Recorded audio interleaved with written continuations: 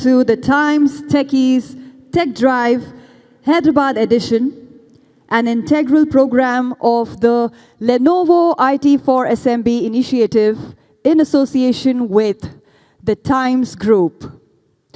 It's great to see all of you in person. The pandemic impacted everyone around us. However, the biggest outcome of it all was the opportunity it gave us to reinvent ourselves and rewire our priorities in multiple aspects of our life. The new year brings in great hope and optimism. What better way to start the year than with a series of inspiring and knowledge-sharing engagements in person across multiple cities, curated by Times Techies called the Tech Drives as part of the larger initiative IT for SMB, brought to you by Lenovo in association with the Times Group. Lenovo IT for SMB is a mission-critical initiative for the SMBs to understand and chart out a roadmap on digital transformation that would help them optimize resources, increase operational efficiencies, and offer better customer experiences. The initiative would host sessions starting with tech drives curated by Times Techies to enable the mid-market businesses with smarter technological solutions for growth. Small and medium businesses have always been the growth engines contributing significantly to the country's GDP. In recent times, we have witnessed some fundamental changes in the way we live and conduct business. Being resilient and future-proof are now critical for survival.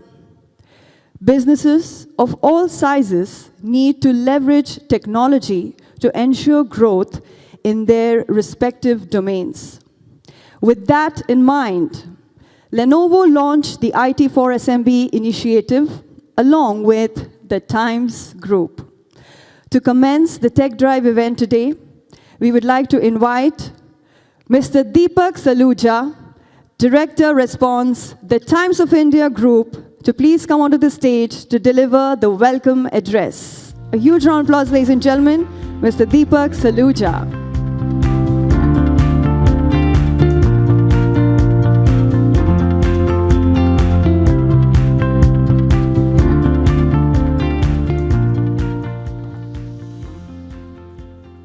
A very good afternoon and a very, very warm welcome to everyone.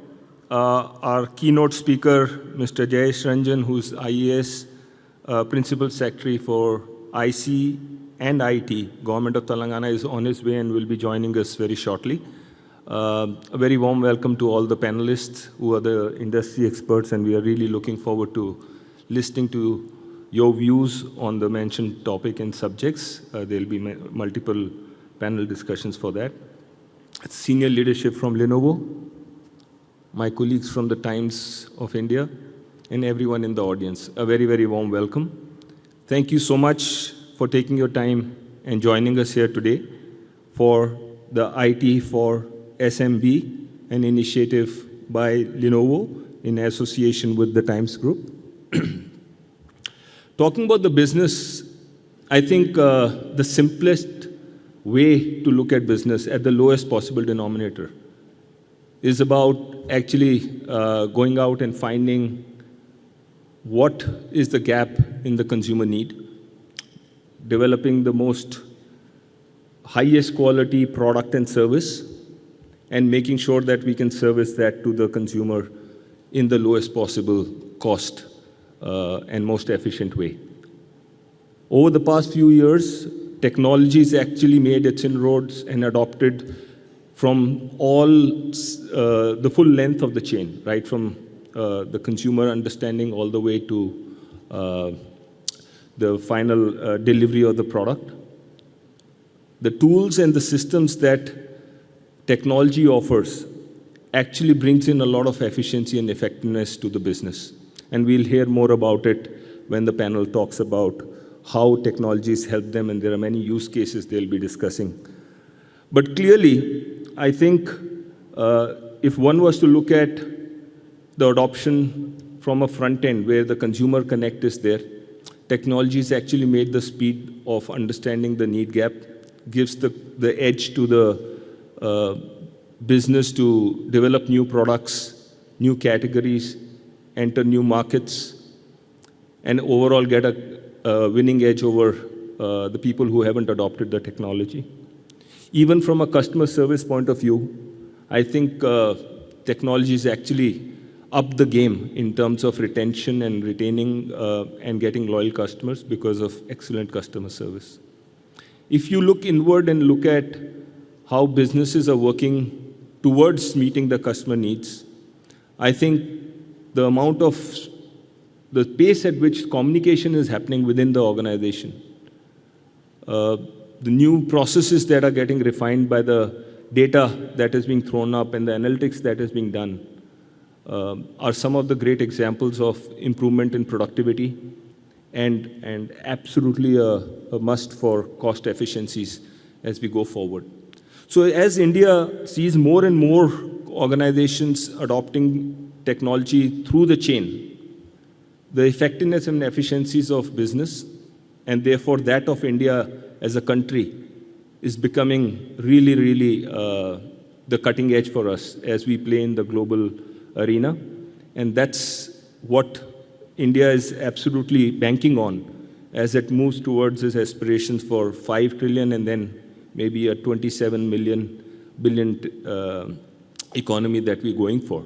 And the more and more as the budgets are going to be happening on 1st February, you read articles and articles in the newspaper talking about the India growth story. So it's exciting, and it is on the back of technology supporting businesses and supporting the country. In fact, actually, it is so important that India being a large country, people talk about India and Bharat. I think the bridge between India and Bharat has been very strongly created by technology. And now the rural population is feeling the pleasure of what's happening here. In fact, they're not only seeing the benefits from knowing what's happening here, but they are participating, and they are active participants in the growth of India. So it's absolutely critical to look at what technology is doing for us, and it is positively impacting India in a very, very big way. Therefore, I think as we leap ahead to the mission of India for 5 trillion, the high aspirations of India and Indians, I think all this is where technology is making a big impact. And anything that impacts India and Indians in a very positive way, the Times of India and the Economic Times is interested. Interested to carry the messages, interested to carry the stories, and be a catalyst in bringing a positive change to the society. So we are very happy to partner with Lenovo today for this Times Techie Tech Drive Hyderabad edition. This is the first of many. We will be doing a similar one in Bangalore, Delhi, Mumbai, over a course of next few months. And we would be having, like today, some of the best names in the industry in that city to come and share their views on how technologies has helped their businesses, what they see as the challenges and opportunities, and how they see technology helping them overcome that as their business and India rapidly moves forward towards achieving much bigger things in life. So thank you very much for being here today, and we all look forward to the panel discussions, and we all look forward to the views. So I hope all of you have a great time, and it is of great value to everyone here. So thank you once again for being here, and look forward to spending time with you. Thank you. Thank you, thank you. Thank you for welcoming the audience and setting the context for the day. I now would like to invite Mr. Dinesh Chandrasekharan, Director Commercial Lenovo India, to please come onto the stage to deliver the inaugural address.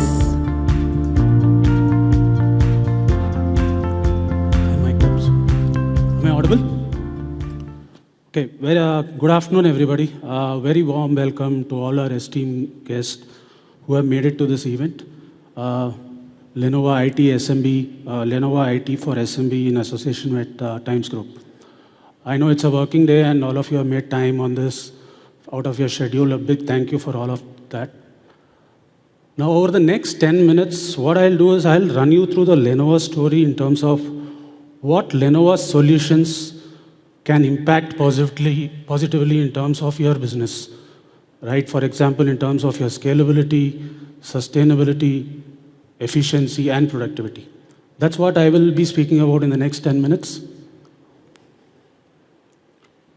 And before I start off with the slides, I just got some data points last night.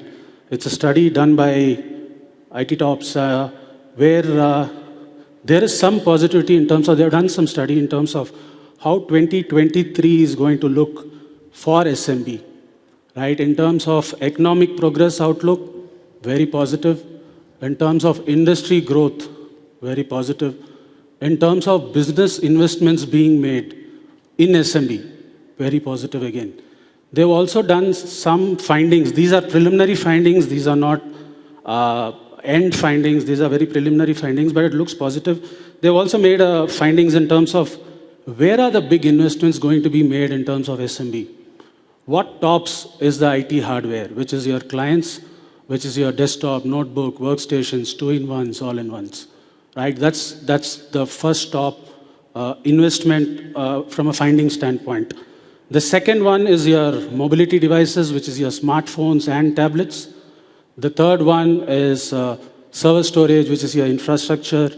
And then comes your investment in terms of social marketing, right? These are the top investments which they think are going to happen from an SMB standpoint in 2023. And I would like to start this off by being positive that this study has given us some positive news for 2023, for this segment, which is SMB.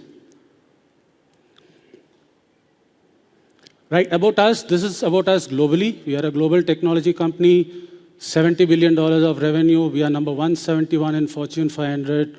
Our global revenues in terms of percentages, we are 32% in Americas, 26% in EMEA, 26% in China, and 16% in Asia Pac. India happens to be a part of Asia Pac. We have key acquisitions in JVs. All of us are aware that IBM Think is something that we took over, System X we took over, Motorola Fujitsu is a Lenovo company now, and we have a storage joint venture with NetApp. We do business in about 180 markets. We have about 82,000 employees across the world, 17 R&D locations.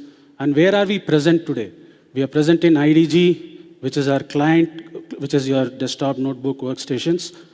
Then we are present in ISG, which is your server storage business. And we are present in our services business as well. There was a while back, Lenovo was considered as a device company, primarily an IDG company. But we are going through a transformation journey where we are getting to a stage where we are an end-to-end solution company. And if you see the numbers there, globally IDG, which is basically your client, we are number one. ISG, we are number 3. And from a services standpoint, 9% of our global revenues come from our services business. Few global recognitions that I would like to call. We are number 9 in a global supply chain recognized by Gartner. While this is global in Asia Pac, we are number 1. Number 24 in the most innovative companies recognized by BCG. Forbes 22 has recognized as the best employers for diversity, and Global 100 for 2022, the world's most sustainable corporates. These are a few recognitions that we've got globally, which I wanted to call out in this forum. Moving to the next slide. This is our India story. We are a $2.2 billion organization. From an India standpoint, from an IDG standpoint, which is your client, we are number 2, and we are number 3 in ISG. So as you see the transformational journey that we are going through, we are already number 3 in ISG, which means we are getting to a stage where corporates, where businesses, and where organizations have started treating us as an end-to-end solution organization. And there are a few of our customers present, I'm sure, here as well, who have seen that journey of ours over the last few quarters. Right? We have 3 manufacturing sites in India, 20 years of operations in India, 4 regional offices, and close to about 1,500 direct plus indirect employees. That's pretty much our story from an India standpoint. This is our vision, right? What's our vision? If you ask us, what vision does Lenovo have? Very simple, we want access of technology that is made available to everybody, be it business, organization, person, that helps them achieve their goals, that helps them achieve their own transformation. That's pretty much very simple vision that we have as an organization globally. Yeah, so under our ISG smart infrastructure, we are focused on these 4 pillars, which is cloud computing, artificial intelligence and analytics, edge computing, and high performance computing, which we call HPC as well. Right? Under cloud computing, pretty much straightforward, increased efficiency, increased time to value. What we can enable for all the customers here is multi-cloud, hybrid cloud, private cloud, as per your requirements. From an analytics standpoint, analytics, very important for us to be competitive today and tomorrow, and faster and better insights. From edge computing, this brings computing capabilities to where the users need. For an example, generally what do we see? A lot of our analytics is there in a data center or in a cloud.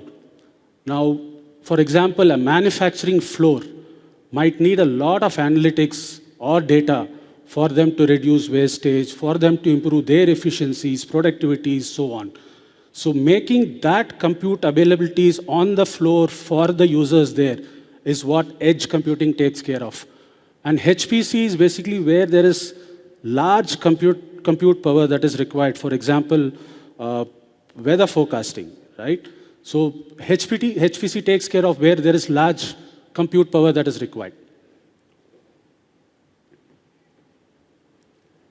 From a vertical standpoint, we are present in all these 4 verticals, which is smarter manufacturing, smarter education, smarter healthcare, smarter cities.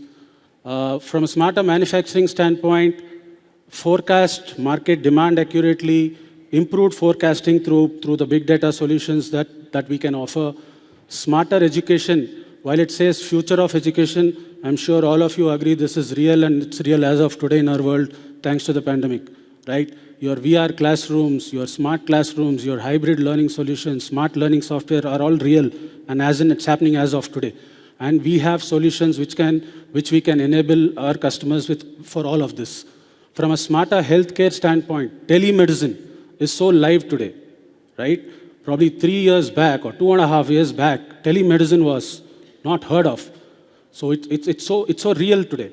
And even from a complicated solution standpoint, where we can help in a cancer research, for example, our solutions can help in identifying whether this is a diseased tissue or whether it is a disease-free tissue, right? Which helps in cancer research, which helps in cancer treatment in a better way and in a better time, right? From smarter cities, purely better efficiencies and scale for the entire security network.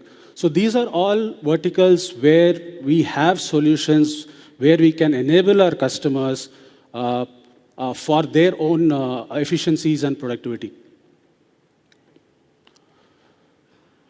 So this is from our asset management standpoint.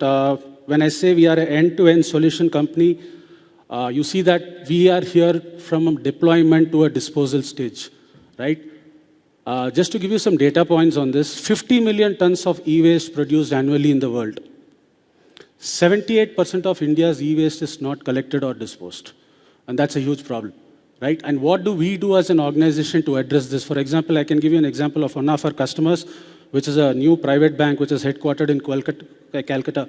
So the requirement of them was deployment across cities for their bank, and without affecting their end user synchronization. We did that through our ARS, which is our asset recovery service, where we do an end-to-end program execution from Lenovo, from deployment to disposal.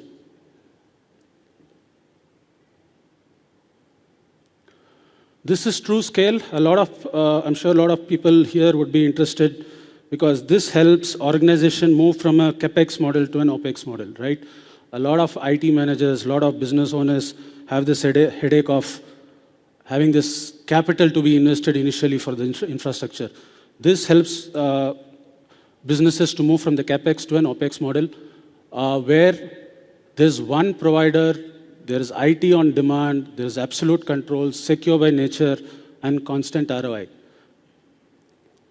And we have here both from an ISG standpoint and device standpoint, both from IDG and ISG, device as a service, as well as infrastructure as a service.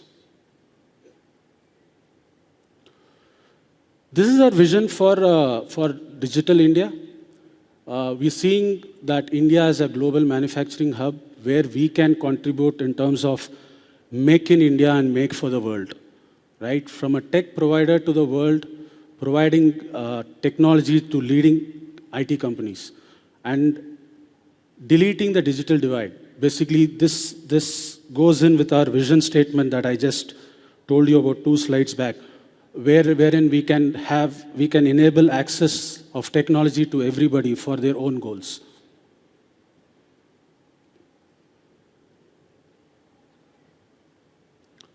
So these are, I had called out that we have 3 manufacturing sites in India. These are our 3 manufacturing sites in India, one in Pondicherry, one in Noida, and one in Tirupati.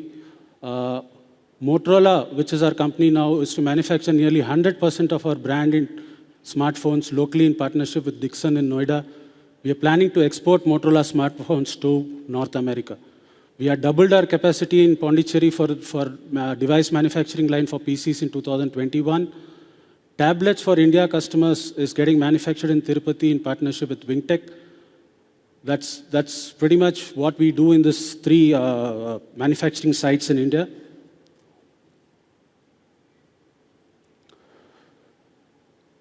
Special call out for this Times recognition to us in 2022 to our Z series laptop, which is completely done by a recycled product, right?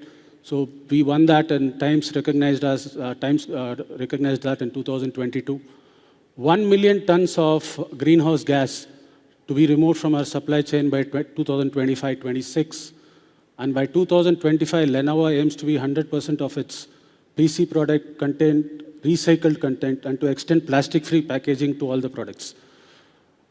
Also, from a carbon offset standpoint, our customers have offset more than 1 million metric ton of carbon from their purchase of the Think product, our Think PCs.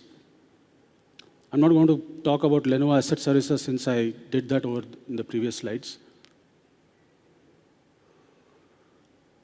And from a commitment to a sustainable future, we are the first PC and a smartphone maker in the world with a net zero emission, which is certified by and validated by SBTi. We are one among the 139 companies, but the only one in the PC and the smartphone maker. From an emission standpoint, we are validated as net zero by SBTi. There's a video now. I'll just Bold, innovative change requires collaboration within a company, across industries, and throughout global communities. When we share our goals, we are more likely to achieve them. So will we work towards a more sustainable future by ourselves? Or are we smarter than that? We're proud to share our science-based net zero target validated by the Science Based Targets Initiative. By aligning to the net zero standard, we're using the latest climate science to take ambitious climate action. Together with companies and financial institutions committed to reducing their emissions and decarbonizing the global economy. Together, we're smarter. And together, we're working toward a more sustainable future for all. Lenovo, smarter technology for all.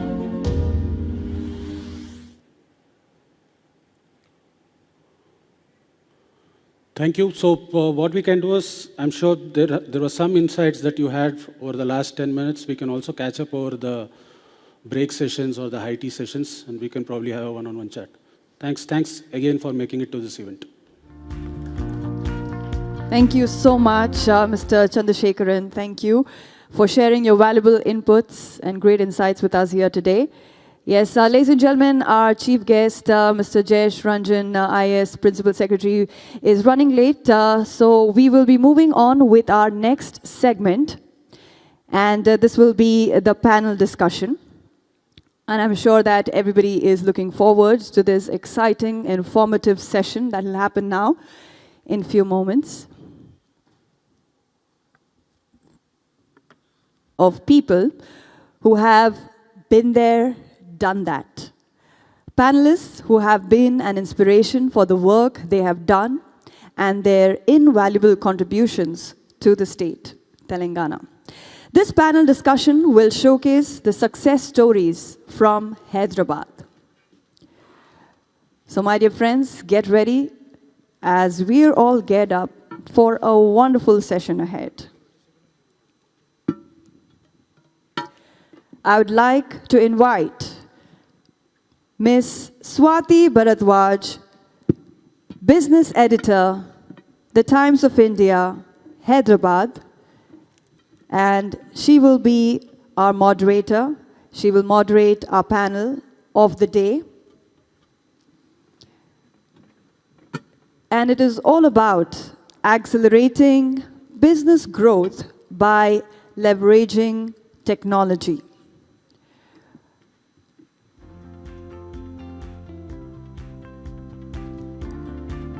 So yes, my dear friends, with a huge round of applause, let's welcome our moderator, Ms. Swati Bharadwaj, Business Editor, The Times of India, Hyderabad.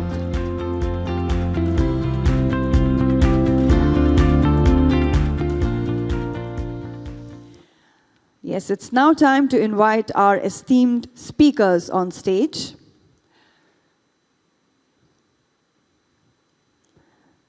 Mr. Ravinder Reddy, Director, Bharti Cements.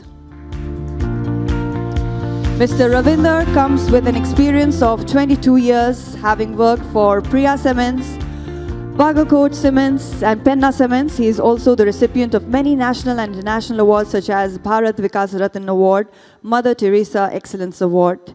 Yes, thank you so much, Mr. Ravinder, for joining us.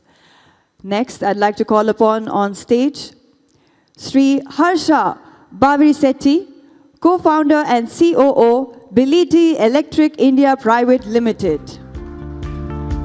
Sri Harsha, he leads Biliti's global marketing, communications, sales operations, and the company's last mile delivery mobility business. He has an executive management in entrepreneurship at the Stanford Graduate School of Business. Moving forward, I'd like to call upon on stage Mr. Akshay Chaudhary, Group Vice President, Gemini Edibles and Fats. Yes, Mr. Akshay, he has over 12 years of experience in the edible oils industry. He has traded multiple oil products and together with two senior traders managed a book of $250 million at Akalmer Oils. He is passionate about storytelling. Mr. Akshay utilized his time during lockdown to work on his first children's mystery book and launched his maiden children's mystery book, PI Club and the Circus, in June 2021. Thank you so much, Mr. Akshay, for joining us here. And yes, so now over to you, Ms. Swati.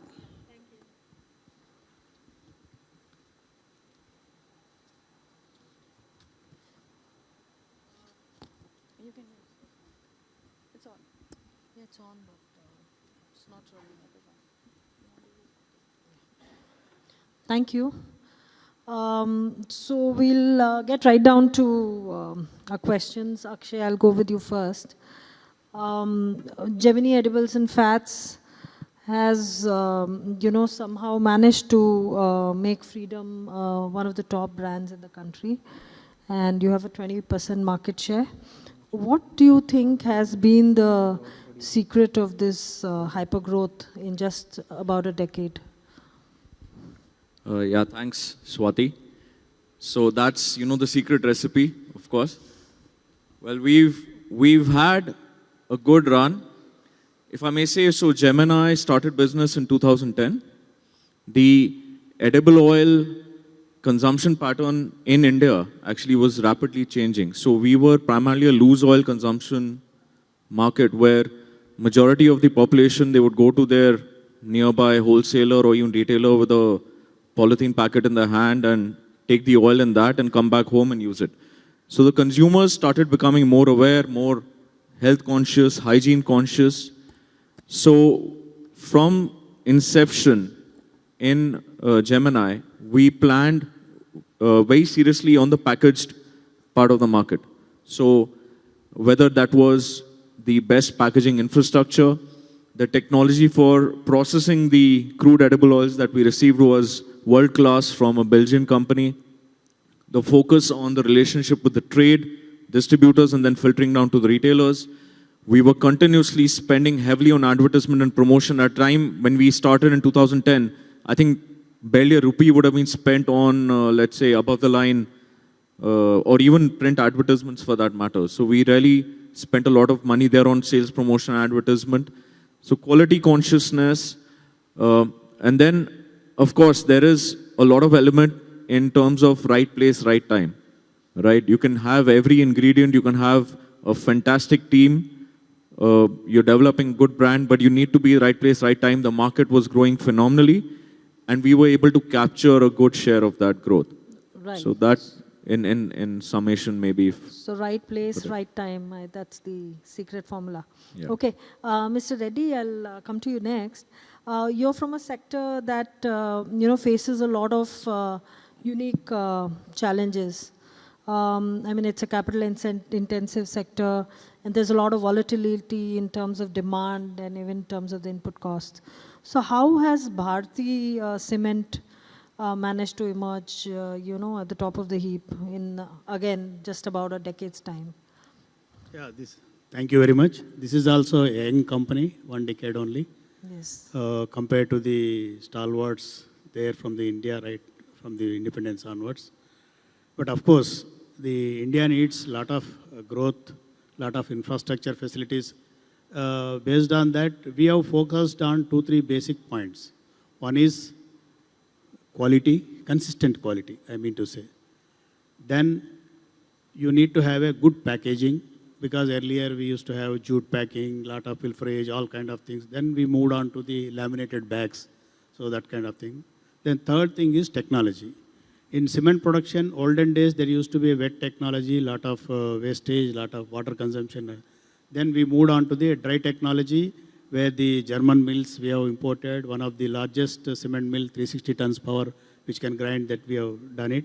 With this, we could do a lot of things in the cost savings. That was one of the reason how we could penetrate into the market. And with these 3 slogans, we have built our branding campaign also. So with that, we could able to get into a premium slot and get the best quality product to all the customers in a consistent way. That's how we made an entry, and we are now standing number 2 position in AP Telangana here. And of course, one of the leading brand in entire South India and Maharashtra. Of course, challenges are there. We have been facing the challenges time to time, but using technology also is helpful for controlling the costs and other things. Yeah, thank you. Sriharsha, your sector has, it's a new emerging sector, the electric mobility space. And you have a lot of tough competition from startups and also of established players. Despite all that, you've managed to, achieve a good amount of success. You have a lot of success with good customers also. I think even IKEA and others are some of your customers. And now you're looking at setting up a new manufacturing plant at about a $150 million investment. So what's the secret, again, to your success that has made you race ahead in this space? Yeah. So, hello everyone, good afternoon. So to quickly give an introduction about what we do, we are into electric vehicle manufacturing. We do electric three-wheelers primarily, and we have presence in more than 12 countries. So coming to Swati's question, so the reason why we've been continuously accelerating our growth in a sustainable manner is because we have always had two focus areas. One is customer centricity, and the second one is always being on the top of where the market is heading towards. To the matter of fact, we have started our journey in year 2011, 2012. Back then, India had never spoken about electric vehicles. There was hardly any reception for electric vehicles, both from the consumer standpoint, investor standpoint, and also the government standpoint. The market was hardly looking at electric vehicles back then. But we knew, looking at the way the Western markets were heading towards. So it's not like there is a standard market that's available and we got to capture that in a different route. It is more about creating a market in a country like India. So what we have done is, given our exposure due to our education and background, given Rahul's, who is our CTO, his exposure to countries like US and Europe, where the market is heading towards. So we started our innovation much early, given that there is scarcity in terms of availability of money out there. So what we have done is, in order to achieve and fuel our R&D in the early stages, we have started doing petrol and CNG three-wheelers. And we have exported them to countries like Sri Lanka and Bangladesh and Africa. And then that we didn't really focus on selling those vehicles in India, because we know this was more about fueling our R&D for a short span. And that eventually led us to coming up with India's first electric three-wheeler, which was called as Taskman. So this was in 2015. Then again, talking about what the customer needs, this has always been our focus area.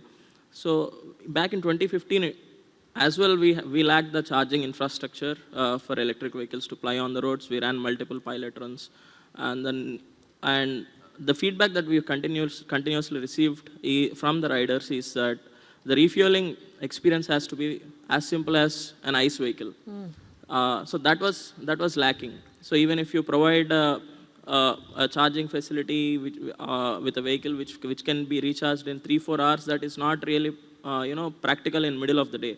Right. So that's when we came back to our drawing boards. Yes, okay, we were spot on in terms of where the market is heading towards, but now we also have to come up with a product which is suitable for the customer requirements. So we came back to our drawing boards and we redesigned the vehicle with a battery swapping system. So we were the first ones in the world to come up with a battery swapping system for a three-wheeler product. So today, majority of the e-commerce companies have been using our vehicles with battery swapping system enabled. So all it takes is just a matter of 2 minutes to remove the depleted battery and insert a fully charged battery. Okay, that's very interesting to hear. Now the next question, I'll sort of throw it open to all, and turn by turn we can take about a couple of minutes to answer it. So if you can cite some examples of identification of new growth areas within your businesses, and how you used tech or digital interventions to achieve your goals. So we'll go with Mr. Reddy. Yeah, one thing is technology usage has been in our blood from the beginning. So we have first implemented SAP before the production in all modules, both production, S&D, planning, quality, everywhere, HR. So that was the first thing. Initially we started with that. That has really helped. And we knew which are the market demands are there, where we have to cater, how we have to cater in a faster manner, using both rail, road connectivity. So with this technology, definitely we got benefited and we moved ahead, and we ensured that we reach first. That was the first thing. And the second thing is when we did it, then we went next step to the CRM level also. So that is, we have now focused on 360-degree on the dealer network, then services, then deliveries, then all these things, definitely it has helped.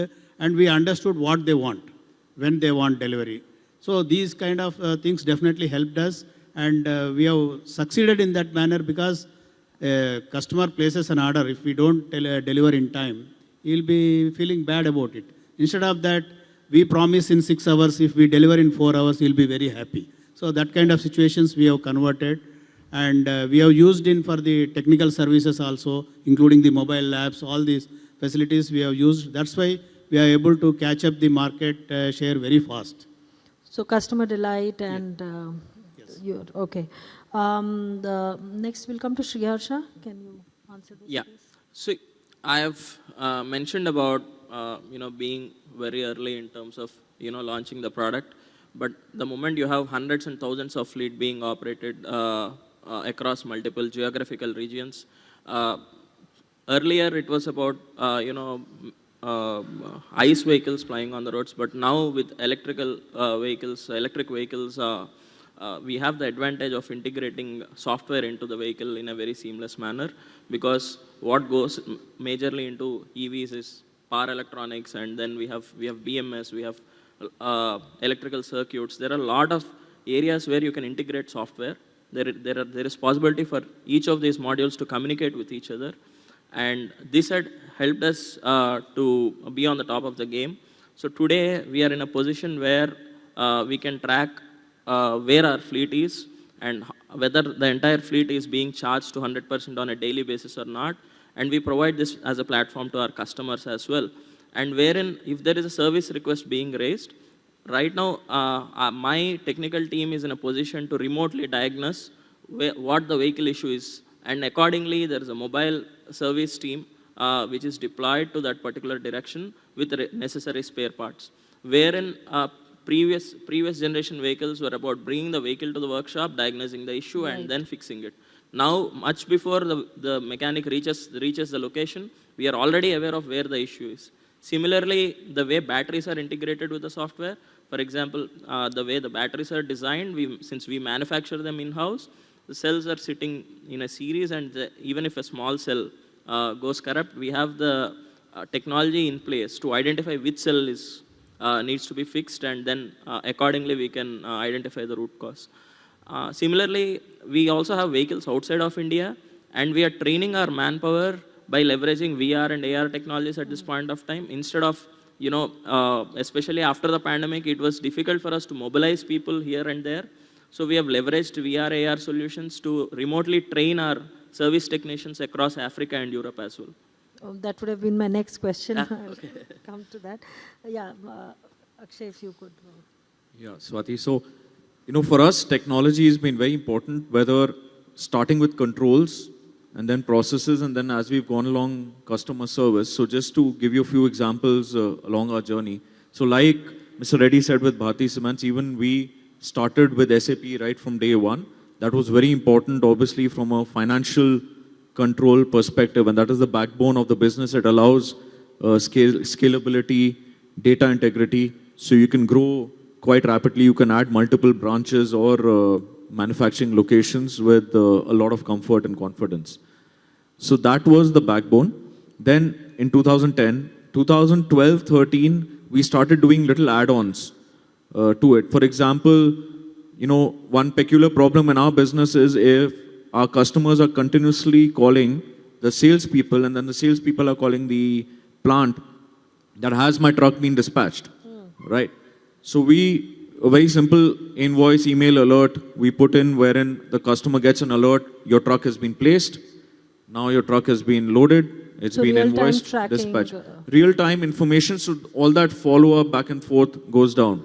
So that and a few other integrations we did where they are getting a copy of their customer ledgers regularly, etc. So there were a few things like that. And then you move towards banking integration directly with the customer ledger. So earlier, let's say a customer does an RTGS or deposits a check, it will take quite a few hours for our team to update that into the system, and then the stock can go to them. Now in 10 minutes, we are integrated with the banks are integrated directly into our SAP, it hits the customer ledger. In 10 minutes, the credit is there, the stocks can move out. Then you had Salesforce, the Salesforce softwares, where all your sales personnel are moving around with the apps. How many boxes have been sold to Kirana X in a particular week, then how many were sold the next week, what is the stock level at the distributor thing. So, a lot of stuff around that. And of course, most recently, we've, maybe in the last 3-4 years, we've added a lot of the bots, what we refer to. We've got almost, I think, 45 or so processes running where a lot of manual processes which were time-taking are done by the bots, which saves a lot of time. So all this, controls and customer service combination, I think has really enabled our growth. These bots that you're talking about, you've deployed them on the customer-facing thing, or even at the production level? Partially customer-facing in the sense, our sales force, let's say, we are booking contracts every day from our distributors. They want to pick up, 100 tons of Freedom Oil for delivery in the next 2 days. So earlier, the sales force would gather all this, then they would, in the evening, maybe send an email to another team who is entering it. Now this information just goes straight up from the app to a bot, and the bot enters the contracts in SAP. Okay. And the customer then gets an alert that they know this is the quantity that has been booked for them at this price, etc. So it's a combination of that and various other processes. Okay, thank you. So coming to the pandemic, as you were talking about, so if you could all give us some examples of how you were able to overcome some of the key challenges in your businesses with the help of technology. Sriharsha, why don't we start with you? Yeah. See, in a way, pandemic has been a blessing in disguise for us, because one thing that everyone needed during the pandemic when the entire country was in lockdown is the essentials to be supplied to their homes. And our vehicles were the ones, were among those fleets delivering, last mile groceries to majority of these homes in cities like Hyderabad, Bangalore, and Chennai. So since we have already been working with companies like Big Basket and Grofers back then, and Flipkart Groceries and multiple other grocery delivery companies, suddenly there is an increase in, the kind of requirement for vehicles after the pandemic. And more importantly, it is very difficult because we are talking about 2 and 3 weeks of heads up. In the manufacturing industry, it is difficult for you to do deployments at that scale within 2-3 weeks of heads up, because this was all unprecedented. So the advantage that we have at that point of time was, again, the swapping technology that we had in place. So given the situation, what we have done is we have deployed more batteries. We have set up more battery swap points at our customer warehouses itself. So immediately what happened was the vehicle productivity got increased. Previously, there was a time gap in between 2 different shifts. So if the vehicle is utilized in 3 shifts over the day, post-pandemic, the same vehicle, immediately after the shift, because of the increased battery swap points, so the vehicle was able to quickly swap the battery, and it is again immediately on the route. So the same vehicle has now increased its productivity to 6 shifts. So accordingly, we have leveraged the technology, and we have integrated this with IoT. We have real-time, data on how the fleet is being managed. If there is any, wastage of battery swap points, whether the entire swap point infrastructure which is installed on ground is being utilized or not. So we have a real-time information, and we collate this data. And wherever there are more dry runs as far as the swap points are concerned, we immediately reinstall them at highly concentrated areas. Okay. So that is how we have started, leveraging the tech on multiple fronts post-pandemic. Right. And you talked about the remote diagnostic piece also. Was that also very helpful? It was definitely helpful pandemic? Because there were 2 advantages because of that. One, being able to train is something that I have already touched upon. 2, preventive maintenance is something that we have leveraged, because even before the vehicle breaks down, there were about 10 to 12 touch points where we keep continuously, where we keep a tap on continuously, and based on the readings, we will get to know whether the vehicle requires any preventive maintenance or not. So these were, multiple ways in which we were able to, reduce the overall, breakdowns of the vehicles. Right. That's very interesting. Akshay will come to you next. If you could talk about the pandemic experience and tech deployments. Yes, of course. So, we were an essential commodity. So we had to be there. Our plants had to be running from day one. In fact, the a lot of the governments, the local departments, the district officials, everybody was really following up with us that, are you manufacturing, are you going? So that is brick and mortar stuff. In fact, ultimately it's the people, we have to be very grateful. The people are people at the manufacturing facilities or the sales people who were brave enough to go to work every day and run the factories. But because we had a lot of good amount of automated technology with our packaging, it helped because the density of labor deployed for the packaging was relatively low. So it was anyway already socially distant. So that was, I think, very useful for us on the overall packaging technology side. As I've described, the backbone of our company and a lot of processes were anyway tech-enabled. Tech-enabled. So there's not a lot of paper pushing and approvals going on. It is all SAP online. So that was very helpful. And of course, WhatsApp groups, right? So WhatsApp groups were very handy. They're still very handy. Earlier, if I was, throughout the day, I would be on the phone maybe 4 or 5 hours in a day. That must be only 1 hour now, just thanks to WhatsApp conversations. Other means of communication. Yes, other modes. Yeah. Thank you. Mr. Reddy? So really, if you ask me, shutdown means it was really shutdown for the... It was a hard lockdown, I because think. Because this is the manufacturing sector and a lot of people involved. After the first lockdown, then the lockdown rules were relaxed. People were worried to come back to work and how to go to the market. That was the basic thing.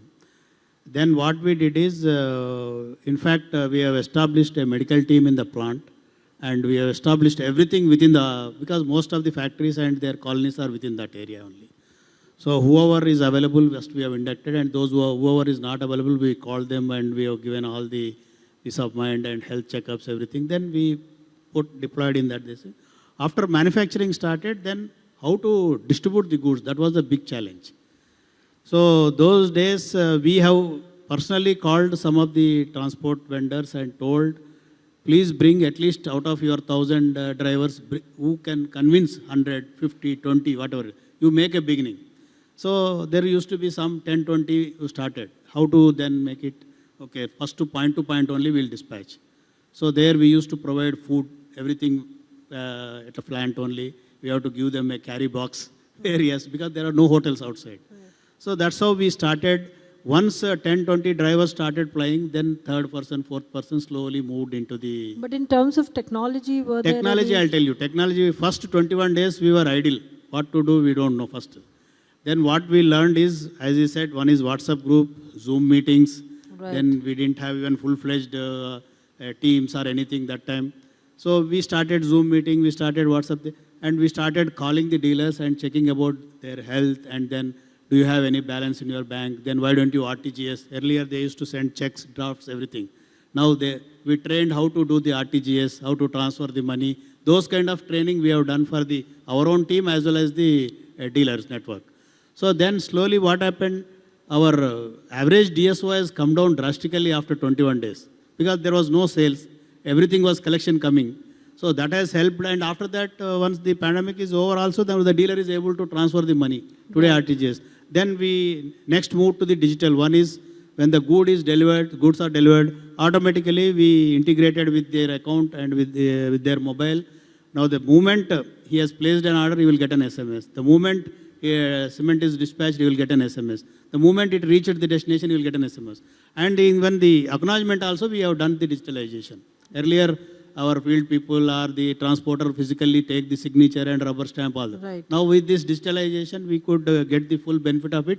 Now in fact, whatever we learned during the pandemic, today we are enjoying in fact. So now our jobs have become easy and it's trouble-free. Even dealer can see his account balance anytime. He can book, he can see anything transparent way he can do it, a price, product, varieties, whatever he can choose it. That extension has helped a lot. Because of that, then in later stage we have done B2B other areas also in the other segments. There also initial resistance was there, but over a period of time we could convince.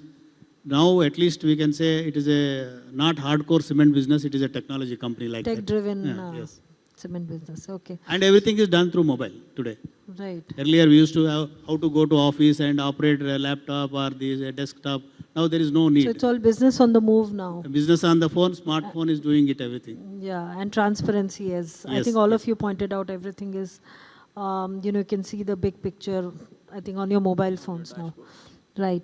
Also, my next question is directed to Akshay and Ravinder, both of you from, brick and mortar, traditional businesses. So, I mean, when you guys started out, say 10 years back, I guess tech would have been more like a cost function, not so much as a, something perceived as very, very integral to the business. But today, 10 years down the line, how do you think this whole mindset has changed? And do you think now the role of the CTO has become even more important in your businesses today as things stand? Especially post the pandemic when, a lot of the tech drove businesses.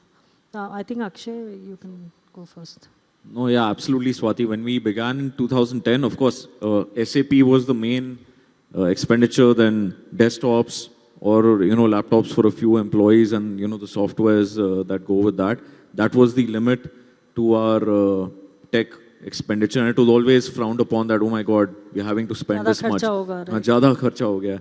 But now the mindset has truly changed. Now we're looking at it as an enabler of our business. You can't put a ROI calculation on this, but you know that if you're servicing your customer much faster, you have a lot more MIS at your disposal, which you are analyzing and reading, okay, that Kirana store has not bought from us for 3 weeks.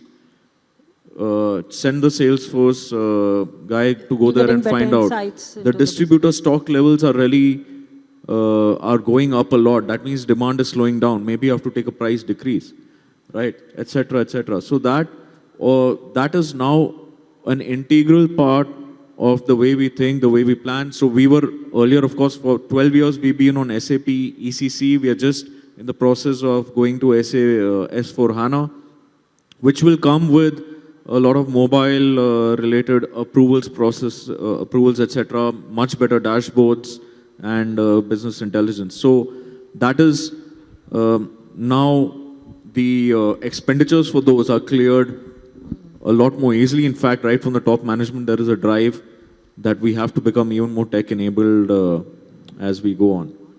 Yeah, I guess that tech could mean the difference between a highly profitable business.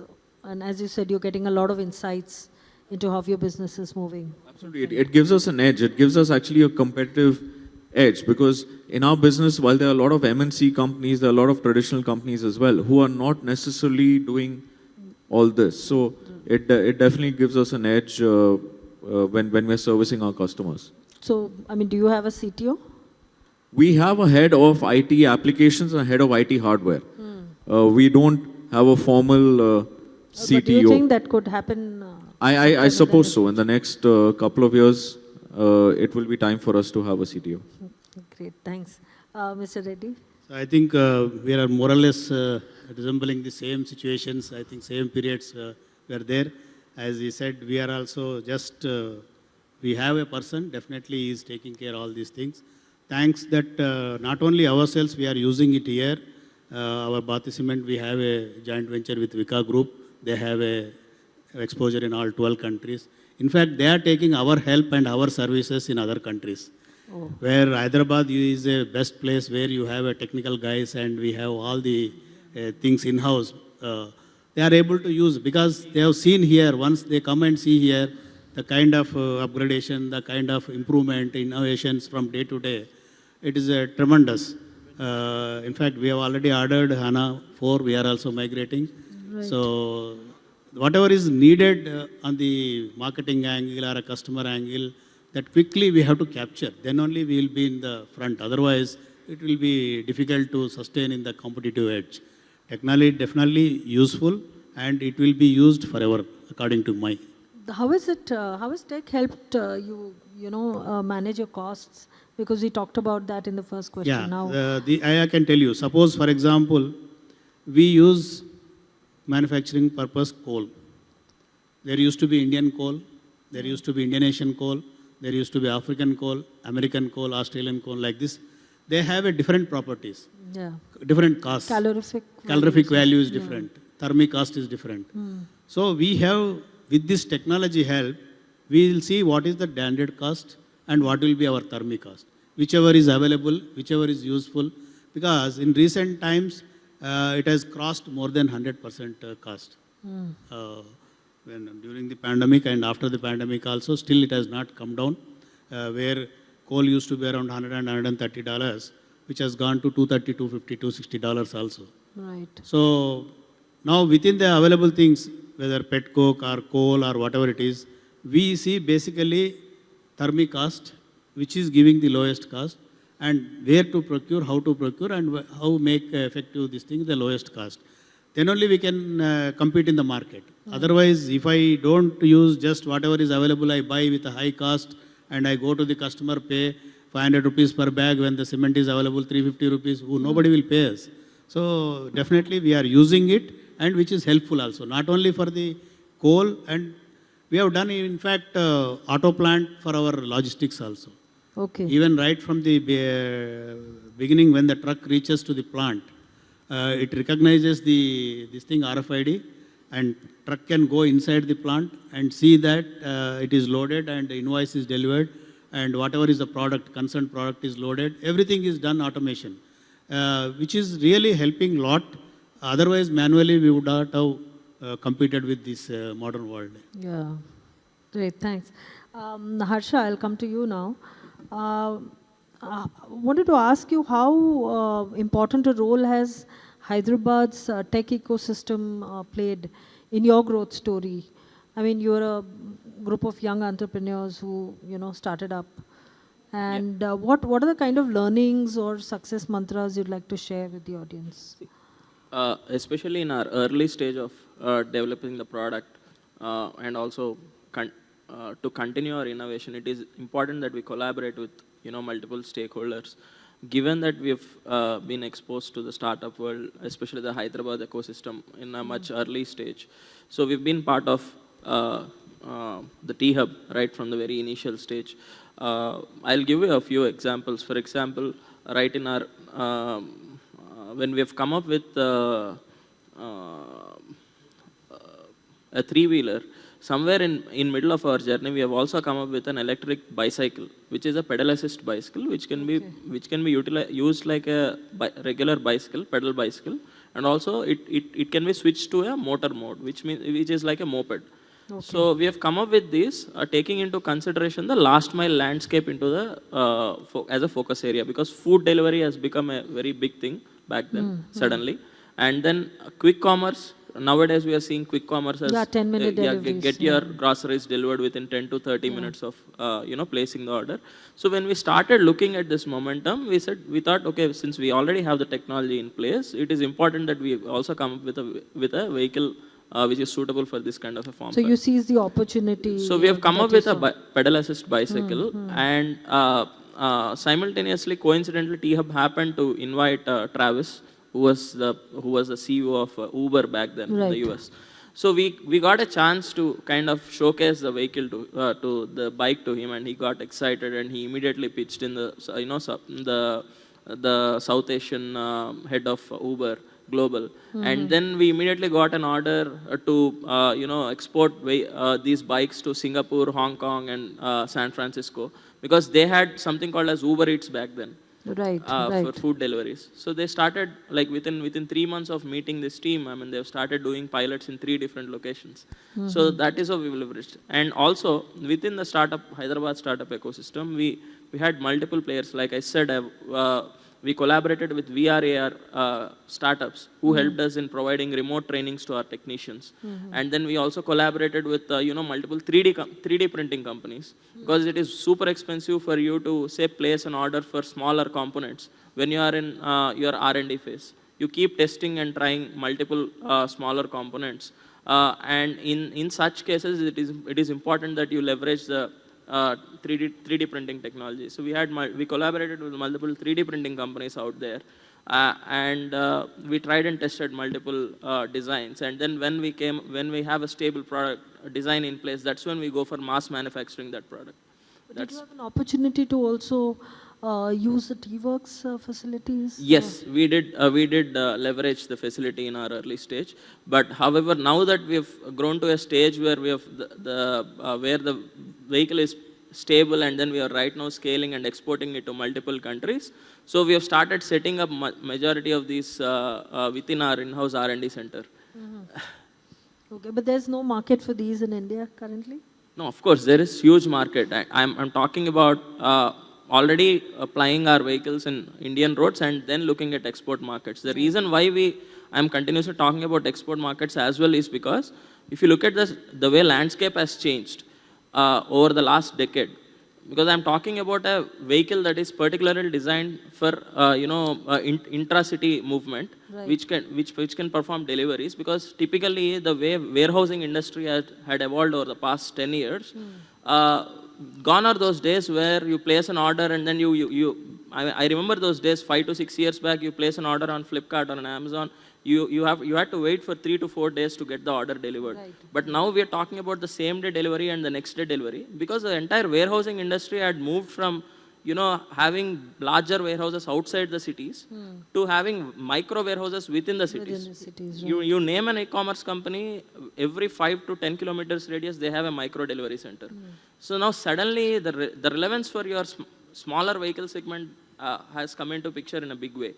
Then post-pandemic, this has taken a huge boost, and this market shift in the market landscape is not just relevant in India, right? So now this shift happened across the globe, and suddenly we have started getting inbound requests from multiple other countries as well. So when there is a customer knocking your door, why not leverage? True.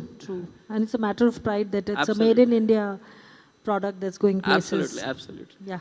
So now we're sort of wrapping up the session. So if in about a couple of minutes each of you could, if there's some advice you'd like to give to upcoming entrepreneurs and CXOs on how they can maximize growth with the help of technology. Akshay, would you like to answer this first? Okay. Yeah, there's a lot of irony in this, because for the last few years the flavor of the business marketplace was e-commerce companies. So brick and mortar companies like us were actually just pushed to the side. So interesting that you ask us this. But yes, I would say that it's inevitable. It's all around us. Digital transformation, the digital economy is everywhere. Use of technology is everywhere. So we have to walk that path if we want to grow. And if you don't, then there's a higher probability that you will get left behind. So you have to keep investing in whatever way you can. If 10 years back your proportion of it was 0.1%, then it should reach some single-digit percentages, and maybe it'll reach a double-digit percentage as well for brick and mortar companies like us at some point in the future. So tech is important, or the key to stay relevant in today's fast-changing world. Very, very important. Yes. Right. Mr. Reddy? So definitely, because we can't start any business without technology today. That is the first fundamental we have to understand. Earlier days different, you can have manufacturing, you can have all the project costs covered, but without technology. Today, technology also cost has to be captured. It is part of the business cost. That is essential. Number two, today in India or any, for that matter, earlier mobile phones were used by very few people. Today it has come to a large segment, even maids, drivers, everywhere there is a usage of mobile phone. And in fact, with that, they are able to access anything. As you said, e-commerce, how they have vastly progressed during the pandemic. Now, every business entity should think and should go with this. This is my advice. So tech is an integral part of business. Yes, integral part of business. Say. Right, great, thanks. Sriharsha, what about you? Yeah. See, again, I mean, since you asked me to give some advice to entrepreneurs, especially the early stage entrepreneurs, it is very important for one to focus on what the customer needs than, going a few steps ahead and designing the product right away. Because there's something called as product market fit, which is listening to the customer continuously and arriving at what the customer requires, and then accordingly trying to solve that pain point and eventually come with a product than getting excited about what to build. It is more about getting excited about what is a pain point and what is a problem that the customer is facing. And there are lots of technologies and tools available out there in order for you to go through this cycle of product market fit. And after multiple trials and errors, you would at one point hit that sweet spot of product market fit, and that's when you would hit the scale button. So I would my recommendation for early stage, because I think folks in growth stage and large companies have already gone through the learning curve. There's nothing much that I can add there. So basically, listen to the customer and absolutely then deliver. That has to be the core focus. That has to be the only focus in the early stage. Try to understand the customer pain point, and automatically everything will fall in place. Great. So now we've come to the end of the session, but before we wrap up completely, we'd like to throw the floor open for questions. Does anybody have any questions they would like to ask? Can you raise your hands?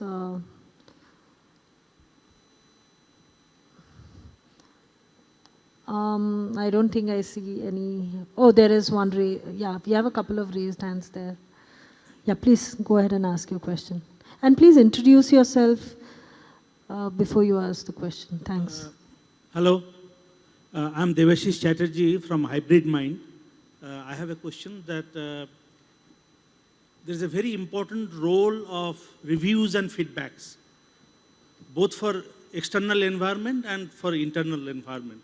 Are you guys using any software tool for that?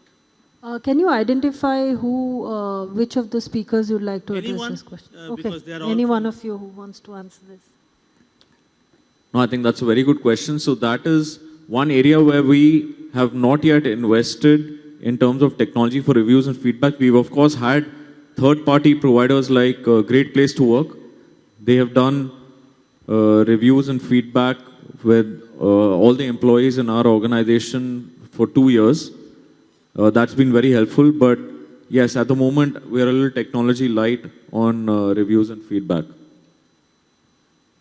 I think we had one more raised hand there. Yeah, can you give him the mic, please? Hi everybody, myself Dinesh. I am from Digito Work.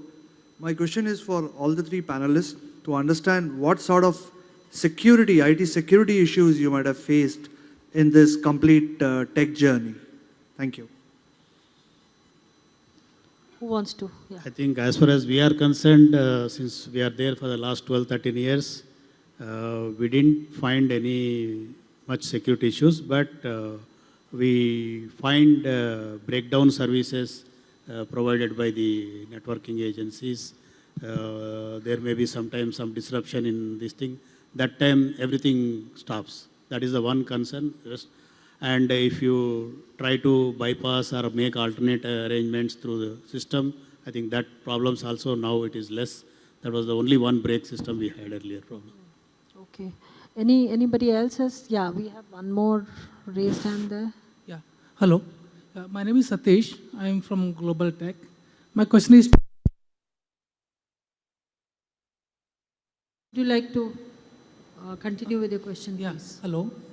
My name is Satish. I am from Global Tech. My question is to Mr. Harsha.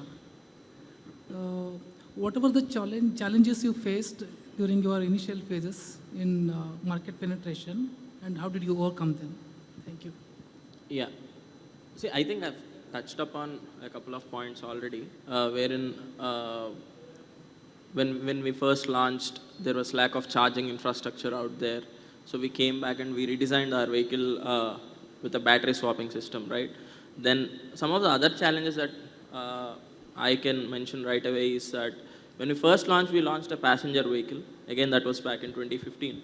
And we realized after running pilots for about 6 months or so, we realized the market was not ready for passenger vehicles because again, we lacked the refueling network in our country. So we have started tapping into some specific markets, and e-commerce happened to be one. That's when we said, okay, let's focus on B2B segments initially, and we have come up with a loader vehicle, Taskman vehicle. Taskman vehicle is the one which has presence in about 12 countries right now. And this is the one which had delivered more than 12 million orders for multiple e-commerce companies across the globe. And today, the call that we have taken to come up with a cargo vehicle back then was because of lack of network. And we have leveraged the customer warehouses to set up these battery charging and swapping points. So there was no real estate issue because setting up these points in middle of the cities is going to be a very expensive game as far as the real estate is concerned. But having leveraged the same spaces that our customers are already having presence in, because they are already covering the rents and the necessary power supply, the costs involved in taking up that space, everything is being taken care of by our customers. And we have just taken this landscape into consideration and quickly pivoted into a three-wheeler loader vehicle and started focusing on these specific segments. And now, from e-commerce to, then we have started tapping into multiple other clienteles where they already have physical warehouses and distribution centers and stores available across the cities. And we are setting up charging points within their locations itself. That way, the space is being leveraged and also the costs are also coming down. So that is another way how we have come up with one of our early challenges. Thank you, Harsha. So I think we come. Okay. If you have a brief question, please. Yeah. My name is Just the last question. Yeah. My name is Srinivasrao. This is for the Harsha. So what do you think is going to be the disruptive technology in the battery field? I believe sodium ion is going to be very cheaper when compared to lithium ion. Yeah, see, there's a lot of innovation happening across the globe as far as battery technology is concerned. It is too early for anyone to comment what is going to beat lithium ion because multiple parameters have to be taken into consideration. For example, just about 4 to 5 months back, we've made an announcement around launching hydrogen fuel cell powered electric three-wheeler, which was first across the globe. So we have launched this and also showcased in Europe about 3 to 4 months back. So that doesn't mean hydrogen is going to be the disruptive refueling option in the long run, because it is also about availability of resources. It is also about meeting the performance of multiple vehicle segments, because there's an umbrella name called lithium ion being used by the industry, but if you go deep inside, there are multiple chemistries being used within lithium ion itself as on today, based on the application. If you are talking about trucks and buses, there's a different standard being used, and if you're talking about smaller compact vehicles, there is higher energy density chemistries being used. So within lithium ion itself, there is a lot of development that's happening, and there are alternatives to lithium ion also that's being worked out on. Unless the availability of resources, the cost effectiveness, and also the refueling network being made available, etc. Multiple other parameters being taken into consideration. Of course, the safety standpoint as well. So unless all these things fall in place, we cannot say there is an alternative to lithium ion in today's world. Only time is going to answer. But there is a lot of work happening in this space right now. In fact, we internally are also working on multiple alternative chemistries as well. Okay, thanks, Shriyasha. So now with this, we come to the end of the discussion. I'd like to thank all the panelists for giving us a valuable time. Over to you. Thank you so much, our dear panelists, for an inspiring session. Yes, we can clap for that. A potpourri of ideas that were exchanged will get us thinking, as there were clear examples to emulate. And I'm sure the audience has a lot to take away from our esteemed panel. I now would like to invite Mr. Sujit John, editor, Times Techies, Bangalore, to please come onto the stage to give away mementos to our esteemed panelists here.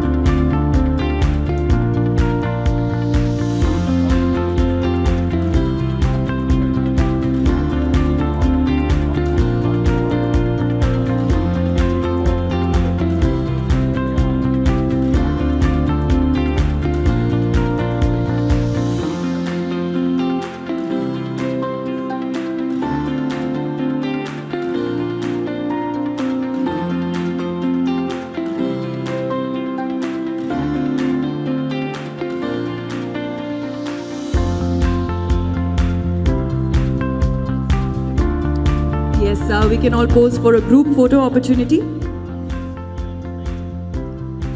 Yes, let's take a group picture.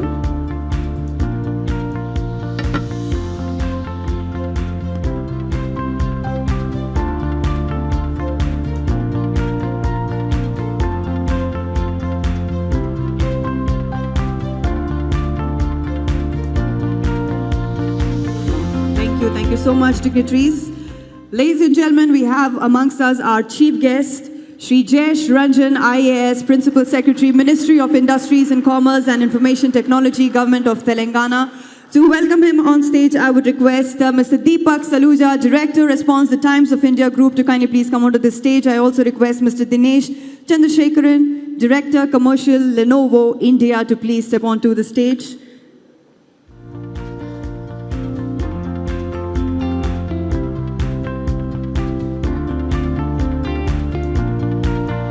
I now request Mr. Chandrasekharan and Mr. Saluja to felicitate Shri Jayesh Ranjan with the traditional shawl and a token of appreciation from our end.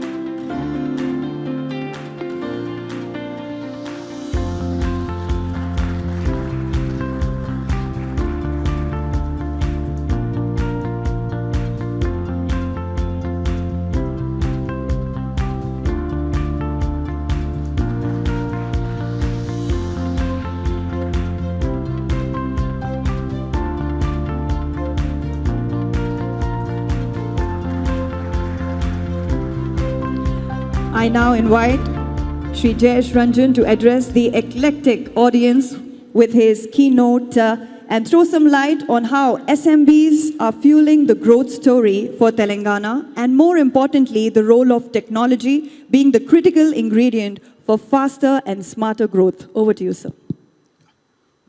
Thank you. Thank you very much, Sharon. Very good afternoon, ladies and gentlemen.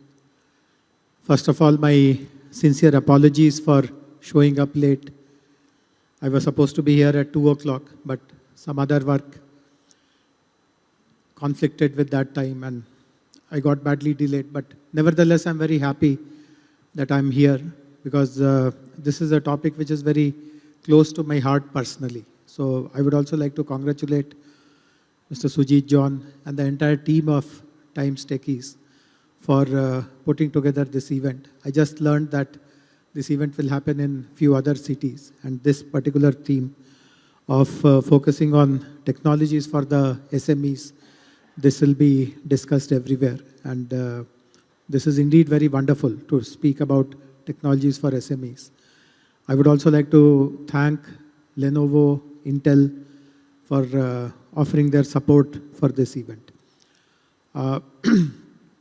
I would also like to compliment the panelists who were there on the stage a while ago, and I was listening in for a part of their interaction, and that was also very educative, very perspective building. So congratulations to all of them.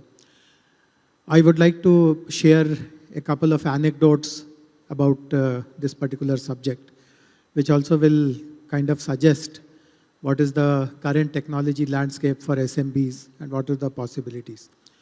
So I remember about 6 years ago, or maybe 7 years ago, I was invited by this firm called Dun & Bradstreet. You might have heard of them. They are a company, they collect lots of data, they do lots of research, they make it available for companies.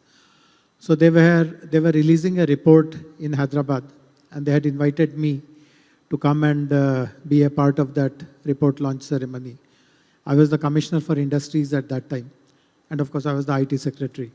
So what they had done was that they had studied a representative sample of small industries. Largely those were manufacturing companies, not services companies, but manufacturing industries. And what they were studying was that what is the extent of IT adoption or digital adoption in those companies. So they had prepared a scale. The scale had, I remember, 8 to 10 points. On one end were very basic questions. So for example, if the owner of that SME, manufacturing SME, if he has an email ID, then they tick the lowest score. Does he have a kind of a, does he use basic tools like Tally, etc., or some other software tools to manage his business? Then he takes one more point. And then gradually it was becoming more and more advanced. Does he have a website? Does he do e-commerce? Does he have a full-fledged ERP system? And so on and so forth. So from very basic, do you have an email ID? To do you have a full-blown ERP system? There were, I think, 8 or 9 points on that scale. And SMEs were rated on where they were falling. So I still recall, this was, as I said, almost 6-7 years ago. I was very, very surprised when the report was released and when they shared the findings. One of the very striking findings was that almost 2/3 of the SMEs that they had interviewed did not even have an email. So what to speak about the remaining technologies. So normally in our technology jargon, we say that people should move up the ladder. But here was a scenario where for 66% of the people or 2/3 of the people, they did not even know that there is a ladder. So where is the question of climbing up that ladder? Of course, it is not such a surprising thing because if you look at the typical profile, particularly I'm talking about manufacturing SMEs now. I now notice that a majority of the audience are services SMEs, mostly tech SMEs, but I wish there were more manufacturing SMEs because whatever I'm going to speak will make much more sense to them. But hopefully the newspaper will report whatever I'm saying, and those who are not here may also get a chance to know what is on government's mind.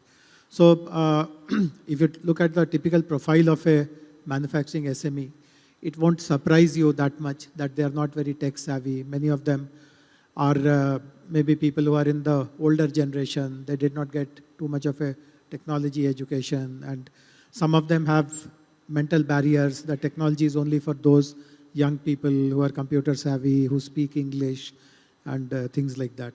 So this is one episode where, one anecdote rather, where we noticed that almost 2/3 of the manufacturing SMEs are far, far away from technology. Now, let me bring a new example, something which happened very recently, just about 2.5 years ago. As you know, the pandemic in our country started in 2020, and the first lockdown came in March 2020. Many of you will remember that it was a very harsh lockdown. The Prime Minister suddenly came on television and announced that from the next morning onwards, there will be complete lockdown.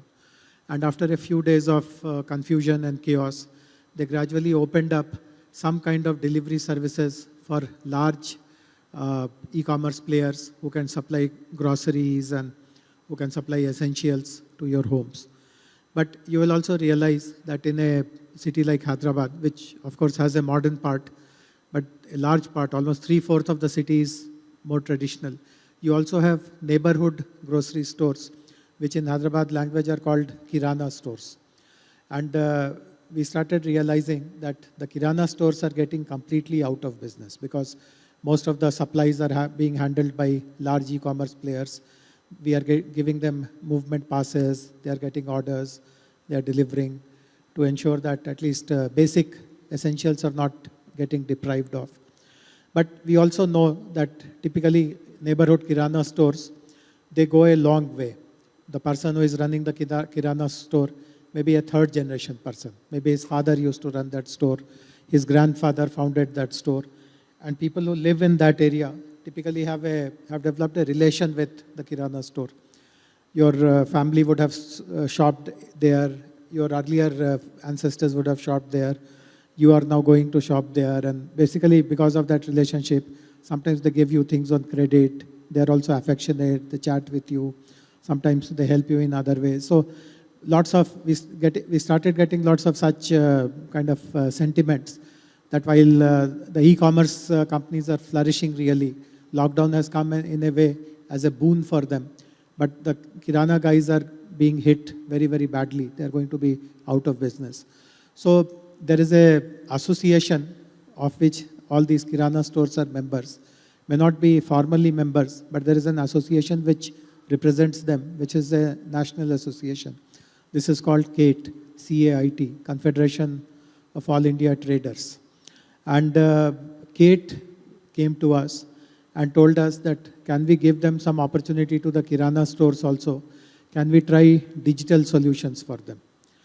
And normally we will not associate a Kirana store person with advanced technology because again they are also elderly kind of people, old-fashioned people, may not be highly educated, and you will not associate them with modern technology. But when this was a do or die kind of a situation, if you don't adopt, if you don't do what large e-commerce companies are doing, you will completely perish. So we were able to mobilize approximately 1,000 Kirana store owners from different parts of the city, and with the help of a technology provider called Global Linkers, we were able to convert 1,000 plus Kirana stores into digital stores literally overnight. A website was created for that store. How do you place digital orders? That format, that template was created. Inventory management was explained. Payment gateway was created. And they just had to engage 1 or 2 boys to fulfill the orders. And literally overnight, 1,000 Kirana stores, 1,000 plus Kirana stores, whom we don't associate at all with advanced technology, with high degrees of learning and knowledge, etc. They started transacting on digital platform.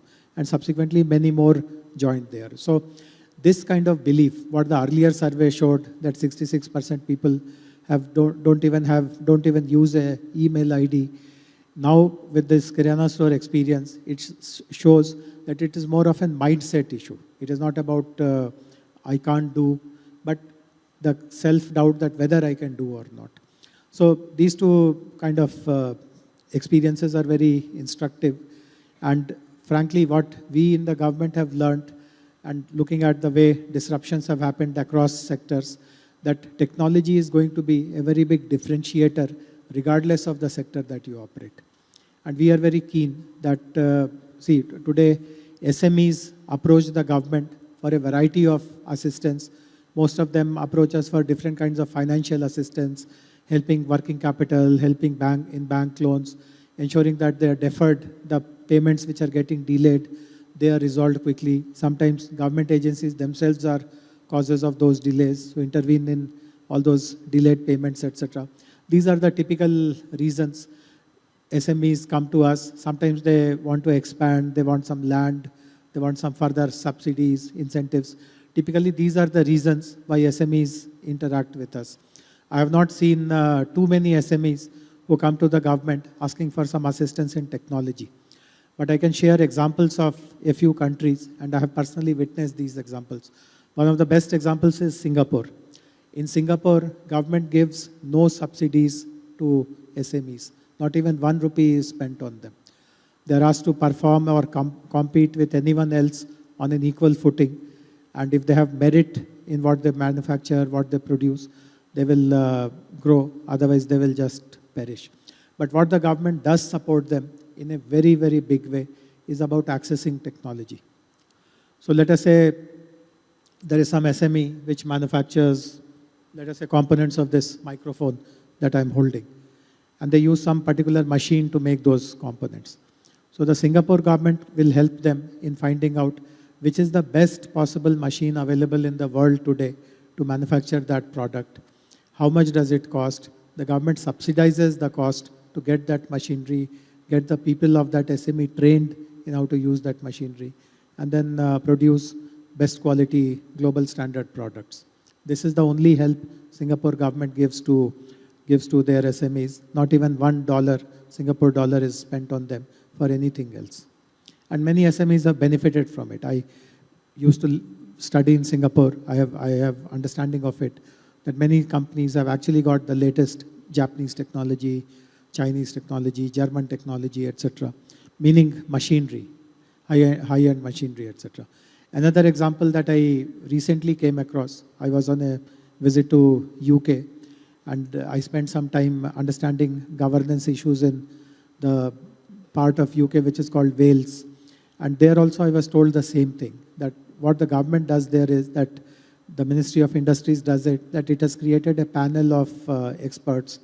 And if an SME approaches them, this expert panel goes there and studies what all technologies are relevant for that particular line of activity, which will benefit that SME. And these are, when I speak about technologies, now I'm speaking both of digital technologies as well as manufacturing technologies. Digital technologies are important, as I explained a while ago, but there are lots of manufacturing technologies also, which have become very important. Many of you might have heard of a particular wave of new generation industrial technologies, which are called Industry 4.0 or Industry IoT. In fact, in Hyderabad itself, there is a company, of course it is not an SME by any stretch of imagination. It is a large multinational called Siemens. Called Schneider. Their factory is located in near Dindigal, in a place called, in an industrial park called Gagilapur. And in the World Economic Forum 2 years ago, they were rated as the most advanced. I mean, the prize which World Economic Forum gives for the most or the best example of Industry 4.0 is called the Lighthouse Award. They won the Lighthouse Award from India, from Hyderabad, and winner of a much, much coveted and much competed global award in the World Economic Forum. And I only had inaugurated their smart factory, and I can tell you from personal knowledge that everything is automated. There are so many things, so many sensors that they have deployed, which helps them do some very smart predictive analysis. They save on lots of resources. Their energy costs have gone down. The resource costs have gone down. Their bottom line has become healthier. The productivity has become healthier. So, as I said, when I speak about technology, I'm speaking both of manufacturing technologies as well as digital technologies. So, what happens in Singapore, what happens in Wales is something that we would be very keen to support. If SMEs want us to help them access technologies, find out which is the best technology, or as I said in Wales, the government agency creates a team which goes and studies that particular SME and gives a menu of options to them. That in digital, right now you are here, these are 4 other, so one of the questions was about, is there a software which helps you in reviews and feedback, etc. There's today software or application for every aspect of your manufacturing chain. There is not one single aspect of your manufacturing where digital technology is not available or manufacturing technology is not available. In fact, there are multiple applications and software for each of these steps. So a menu is given to them, and then that company has to decide. Of course, every component in that menu comes at a price. So depending upon how much you are prepared to pay, you select a particular number of items on that menu, and then the government of Wales helps you in implementing all those what you have selected by also offsetting part of the cost. So this is really a dream for me that our SMEs, the SME associations also, they also come out of the mindset that unless I get some power subsidy or land at a reduced price, I will just not be able to survive. I mean, these are all very, very 19th century kind of thinking.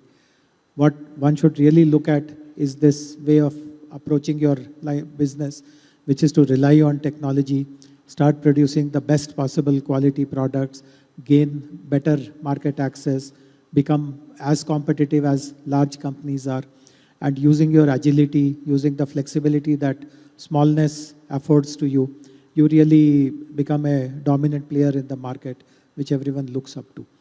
So I'm sure that conferences like these, seminars like these, will throw up more implementable ideas, and I would request Techies to focus not just on digital technologies, which is important. I mean, I'm also the IT secretary, so I feel happy when digital technologies and adoption of digital technologies are spoken about. But I would really want our manufacturing SMEs to become world-class and really become competitive and come out of the mindset of reliance only on financial incentives and subsidies and not able to look beyond anything like that. And as I told you, the case study of this Kirana stores shows that it is really a mindset issue, outlook issue. If you are able to guide them properly, of course, COVID was a time when no other kind of guidance was required. The situation was so dire that people had to adopt, but otherwise also now, now that COVID is behind us, we need to give a good kind of support and create that wealth of knowledge and information so that manufacturing SMEs see value in adopting technology, get that conviction that it is not beyond them to adopt technology. And of course, the government helps and supports them in whichever way they can. So once again, look forward to interacting with the group here and also the group which is not here but are relevant stakeholders for us, and also trying to understand what are the discussions which happen in the subsequent Times Techies series which are happening in Bangalore, Bombay, Delhi and Calcutta. So thank you very much for organizing this event, and thanks very much for inviting me. Thank you. Thank you so much, the community in your state, and your thoughts and views, yes, on digital transformation definitely resonates with all of us here. So yes, ladies and gentlemen, to also mention that we'll have the second panel discussion, and also we have the awards coming up shortly. So there is so much in store for all of us here, so please hold on and do not go anywhere. We move forward to our second panel discussion, ladies and gentlemen, and this will be, again, something very, very interesting. Technology tools to usher businesses into fast-tracked growth, the secret sauce to enable faster and fitter growth for SMBs. So yes, again, we have a stellar panel from multiple industries to engage us in thought-provoking sessions. So first of all, I'd like to welcome on stage once again Ms. Swati Bharadwaj, Business Editor, The Times of India, Hyderabad, to kindly please come onto the stage to moderate this panel as well. Ladies and gentlemen, can we give her a huge round of applause? Ms. Swati Bharadwaj, Business Editor, The Times of India, Hyderabad. Yes, moving forward, it's time to now introduce the panelists. I would like to invite on stage Mr. Raj N., founder, Zaggle.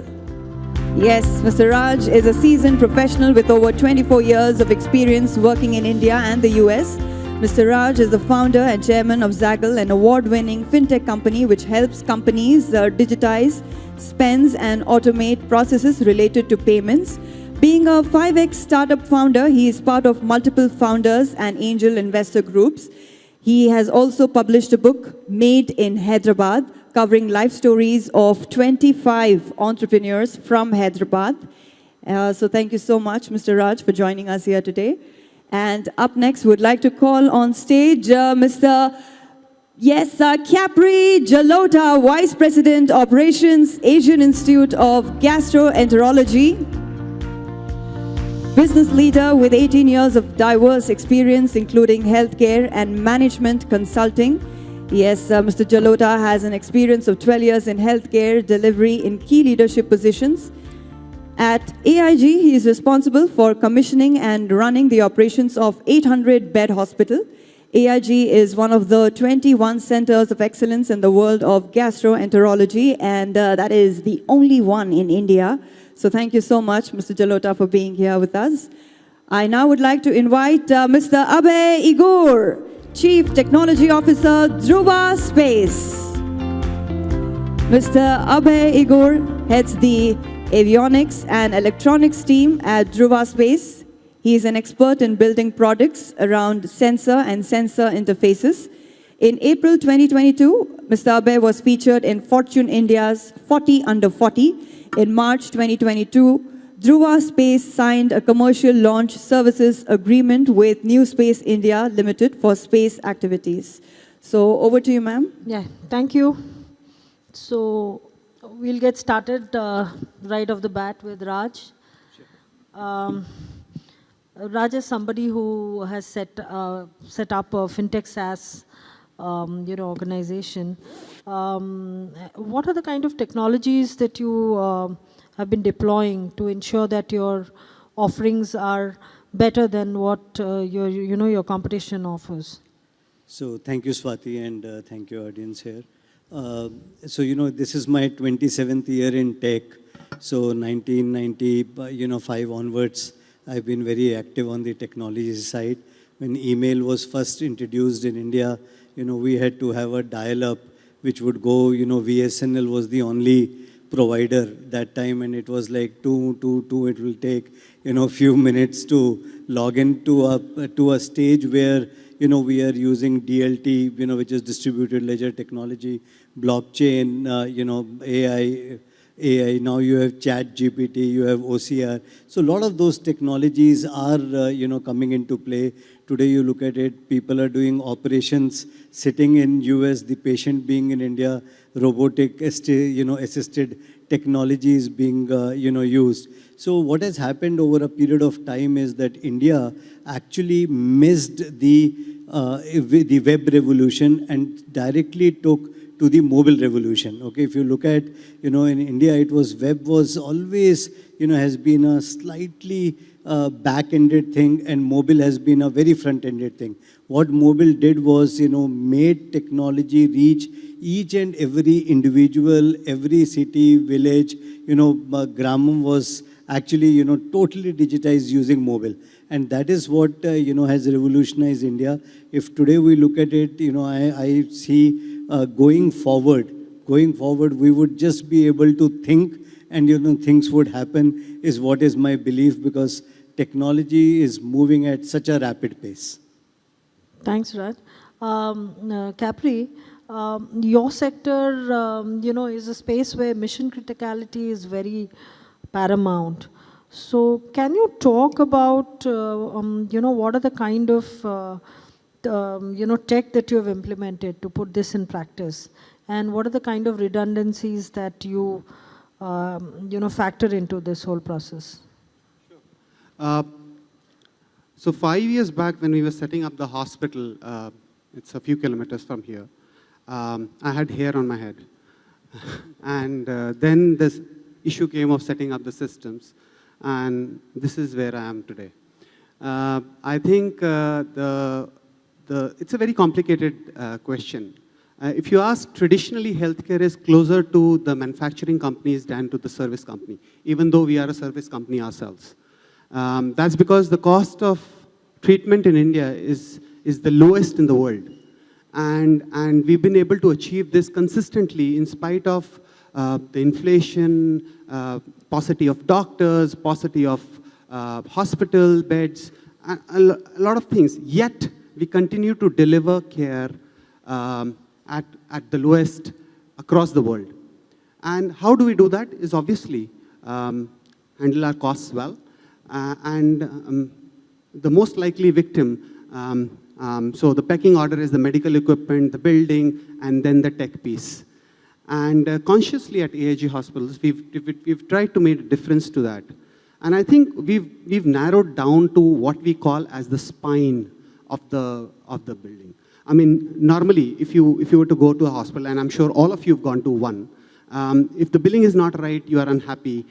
If the MRI is down, you are unhappy. If the lab didn't give you the result on time, you are unhappy. And it's just a huge cycle. It's like a large manufacturing assembly line where you have things one after the other. And hence, everything seems to be critical. So what we narrowed down is, we looked at what truly constitutes the spine of the organization. And we've really tried to cement this spine.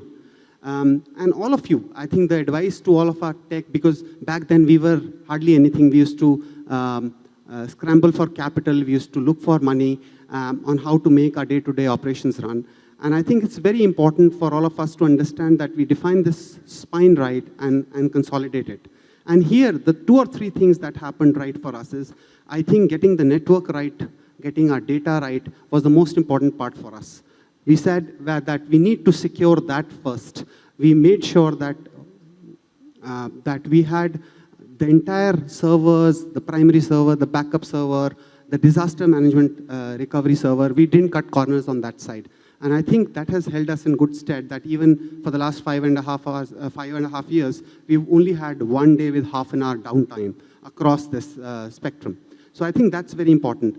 And another very important aspect, which most of our friends would also appreciate, is that we are more likely to be killed because of fires in our hospital than because of a hacker. And I think we all have to stand up and understand that thing, that securing whatever is critical to us is most important. So invest wisely on your fire management systems. It's very, very important. A server is likely to be down because of poor air conditioning than because of hacking. So there are things like this which we need to really take care, which forms the backbone of the organization. We all think of big things. Oh, there will be a cyber threat. One day my organization will come down. The answer is no. There are very smaller things which are more likely to affect it, which need to be secured. And I think there a lot of insight has to get into on how you secure that and move forward. Thanks, Kapri. Abhay, we'll come to you now. When you look at the space sector, it has come a long way since the initial days when you had very limited computer power to now. Right. So how has the use of technology and in particular software, evolved in outer space missions? And as a CTO of Dhruva Space, how do you ensure that, your startup has all those capabilities required? Right. Thanks, Swati, for the question. I think within the space industry, there's a very interesting trend and shift in approaches that's been happening over the last, I would say, 1 or 2 decades. So if you look at the industry until the late 90s, what you'd have noticed is a lot of technology that was built for space was finding applications on the terrestrial side. For example, one of the very popular example that I keep giving is, if you take an example of a LASIK surgery, the origins of how the technology came up to, aiding the doctors today was something that was developed for a certain space application by NASA, ESA, etc. And then the doctors and few researchers figured out, hey, this is something that I can use in my own domain. And then ended up, modifying it slightly to have an application on ground. So this trend has started reversing in the recent times, more from the late 2010s or so, where we see a lot of technology that was built for the terrestrial applications is now finding applications in space. I'm not sure how many over here are aware. So I think everyone is aware at least that NASA had a mission to Mars in 2020 or 2021. And they had an helicopter that was, flying in the Martian environment after it was, deployed. And this helicopter, which was named Ingenuity, actually ran on a Snapdragon 801 processor, which powers pretty much almost everyone's mobile phone over here. And that's the kind of shift that we're seeing. And in terms of computing power also. Again, if you look at the Apollo mission in the 60s, which took the humans to moon, the entire flight computer was powered using a 2 MB RAM. And today we are talking about a very powerful mobile chipset that can actually go into space and function. So what this opens up is the kind of computing capabilities that I'm able to do now in space allows me to deploy my infrastructure that can open up kind of applications that were previously not feasible. So today we are not just talking about, let's say there's a imaging satellite out there. We are not just talking about the satellite taking the picture of, let's say, the HICC convention over here and relaying the photograph here. But now with the computing power that is available, I can analyze the image in the satellite itself and only send the alerts telling that, hey, this is something awkward I'm seeing over here, act upon it. So this is something that's going to save me bandwidth of the data that's going to be relayed down, and also many such interesting applications that were previously not feasible. So it's a very exciting time to be in, and thanks to developments in technology, both on the software as well as on the hardware that's able to support this, we're able to see the shift. Very interesting. Now this next question, we'll throw it open to all of you. One by one, we can take turns answering it. Can each of you talk about one case study on how you had to quickly ramp up your tech assets due to some very urgent or new business need. What was the kind of outcomes that you saw? Raj, will go with you first. You know, for us, we are in the payments industry, and financial data is of immense importance. So what happened March 22nd, in 2020, the government announced that, everybody will have to work from home and no offices will be open. So overnight, we had to, ensure that 400 people, get the required laptops, are able to, access the information. So we had to put up, several servers, we had to put up several laptops, we had to ensure that the teams, talk to each other. So it was like a war out there. And then we had to service our clients. Most of our clients, who were, already digital, they were using physical cards. Okay, and they said, now we cannot go out and, use the prepaid card which you give. So we had to launch a virtual card overnight, because the only companies which were working were like the e-commerce companies, and then, morning 7 to 9, some shops used to open. And for us to be able to convert a physical card into a virtual card which would work seamlessly across platforms was a very big challenge. But, our team, 24 hours a day for, 4 days worked, along with our processor, along with Visa, along with, the banks, to be able to come up with a virtual card which would work anywhere. Because, people's incentives are there. People had like crores and crores of rupees were stuck in those, physical instruments. To replace all of them virtually across India, across, 1,200 plus corporations, in 4 days was one of the biggest challenge, which Zaggle won. Right, thanks. We'll come to Capri next. He was talking about the pandemic, and for hospitals, I think you had a very peculiar situation. I think in the initial phase, there were no patients, and then after that, as the waves came, you were inundated, there were no beds and all. So what was the kind of tech deployments that hospitals like AIG had to do? I think COVID taught us a lot of things. I think, in fact, in all our lives, look at the way things have changed because of COVID for us. I kind of disagree. Yes, there were no patients in the hospital, but there were patients always out there. And it was now the onus of the hospitals to find a way to reach out to them. Because of paucity of hospital beds, there were always these patients coming to hospitals. But there was this now a peculiar situation where patients were out there, but the hospitals had to take the onus on reaching out to them. And I think that's where we underwent quite a few changes. The first one is on telemedicine. Of course, we had to do that. The good news was that there were a lot of startups in that space whom we could partner. And I think it was a valuable lesson for us. We didn't try to do it ourselves. We didn't want to create our own platform. We looked at partnerships and created. And there came a point in a couple of months that whilst patients were not coming in, we still had a sizable number of teleconsults happening online.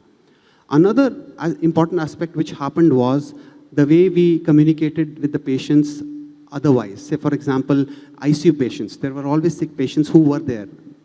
However limited, but there are always critical care patients in the hospital. So, and every attendant wanted to see their critical patient. They never knew whether it would be the last day or not. And we had to overnight get into a tech phase where patient attendants could communicate contactlessly with the patient. So we had to set up tabs next to the hospital beds where people could communicate real time at any point in time with their patients and things like this. And obviously a few other things like reports. But I'll share a very small incident which happened with us. It's anecdote. I went shopping a couple of months when things eased up a little bit, and I went for a trouser shopping. I picked up the trouser, and the girl turned around and said, "Sir, there is no bill for you. It will be given to you online. It will reach your SMS. You can have the link there." And I came back and told my guys that, "Do we have this?" And he says, "Sorry, we can't do this. We had a legacy system going on. As you said, money was limited. We went ahead with a legacy system, and that has ushered a massive change. And now we are talking big things using HIS, our hospital information system. So we've undergone a complete transition where now patients can register themselves online, can pay for their bills online, can do literally everything with their reports online. Everything could be available online, just at a click of a button using your app. So that's the kind of change, and in about 60 days from now, this will become real, and patients would have touch points which we never thought 24 months back would be real. Thanks. Abhay, coming back to the same question on, how, I mean, if you can talk about any one particular case study where you had to scale up your tech assets. Yeah, I think the stage at which we are in, while we do build a lot of our systems, both hardware and software, to be scalable, for one segment or majority of the segment of our products, we've not reached a stage where we had to do a very large-scale deployment. But two, or in fact, one very specific instance that comes to my mind when you talk about scale was that when, so we in November we had launched 2 of our satellites, which meant that contrary to our usual belief or way of functioning, we were so busy as the run-up to this launch that when the launch was done, or rather until the launch was done, the only thing that was occupying all our efforts was that the satellite has to go up and function. But immediately after the launch was when we all suddenly woke up to this reality that we have to now operate the satellites every day. And that is where, the real game or the real challenge lies, in fact. And as a company, we also operate or build ground stations that talk to these satellites. So what this meant was we had to ensure that the ground station was able to track every pass of the satellite, downlink the data, and analyze. So this, just for 2 satellites itself, was a daunting task for us, which today, after a brief, transition phase or onboarding phase, today it's now quite stable. But just the thought of imagining, doing it for about 100-odd satellites that we hope to put in orbit is a challenge that we're currently working on. And we use a lot of automation techniques, both especially on the hardware side, obviously aided by some good amount of software overlay, that we hope will reduce the human intervention and make it as autonomous as possible. So that's something that we're currently working on, and yeah. Okay. For the next question, I'll start with you only, Abhay. Sure. How do you track if the investments that you're putting into technology are giving you the results that you want? And have there been opportunities when you've had to take up course corrections when you notice any shortcomings? If you can give some examples. Right. I think I was, following the previous panel just before this, and I think one of the points that the panelists mentioned was it's very difficult to capture the ROI for the technology that we are using. But one of the very significant way, the way we see as a company how to quantify this is not in terms of return on investment of money. Let's say I purchase a software for a couple of lakhs, and is it turning out to be that? But rather in terms of how much of efforts or hours that I'm saving from my core engineers, time, from doing their mundane tasks every day. Not mundane, but non-core tasks, so that there's more time available for them to focus on real engineering. So you're looking at it more from the efficiency point of view, right, productivity and efficiency. Right. So that's the way we look at it largely. Yeah. Okay. Capri? I would also kind of concur with him. Doing an ROI calculations are difficult. But what we do is a 3x4 matrix that we have in the organization, looking at where we want to be. So on one side, what we have is the current business improvement, incremental business improvement, and business innovation. So these are the 3 categories in which we put together the program. And on the other side, we've kind of put 4 metrics. One is on financial impact, which could be either revenue increase or cost reduction. The second one is around quality improvement. The third is patient satisfaction. And the fourth is business efficiency improvement. So we kind of try to see which fits in. And as a thought process for the organization, we would like to probably concentrate 80% of our efforts in the first two quadrants, which is the current business efficiency improvement and the future. But keep a good 20% for the future. And I think that's very important for us. One of the most important things which we forgot and we learned it the hard way is that when we invest in tech, by the tech, the implementation happens, which could be 3, 6, 9 months, sometimes even 12 months down the line. The whole business scenario has moved on. The patient's expectations have moved on. So when we started building a new HIS system, we thought that, okay, we'll have an online payment system and that will be good enough. But now it's UPI, it's this, it's that. I think the whole list keeps on increasing. And as a business, we've kind of had to always go back and try to correct it. And here, the role of the partner that we choose for the tech is very relevant. I think we all feel we are so full of ourselves that we are gods, we are the best people. But no, I think business prospers through strategic partnerships. And you would need that partner to go back and help you correct what you cannot do yourself. And I think we've been very blessed that we've forged some very good partnerships in the market and who've helped us deliver the goods in time and at a very competitive price. Thank you. Raj?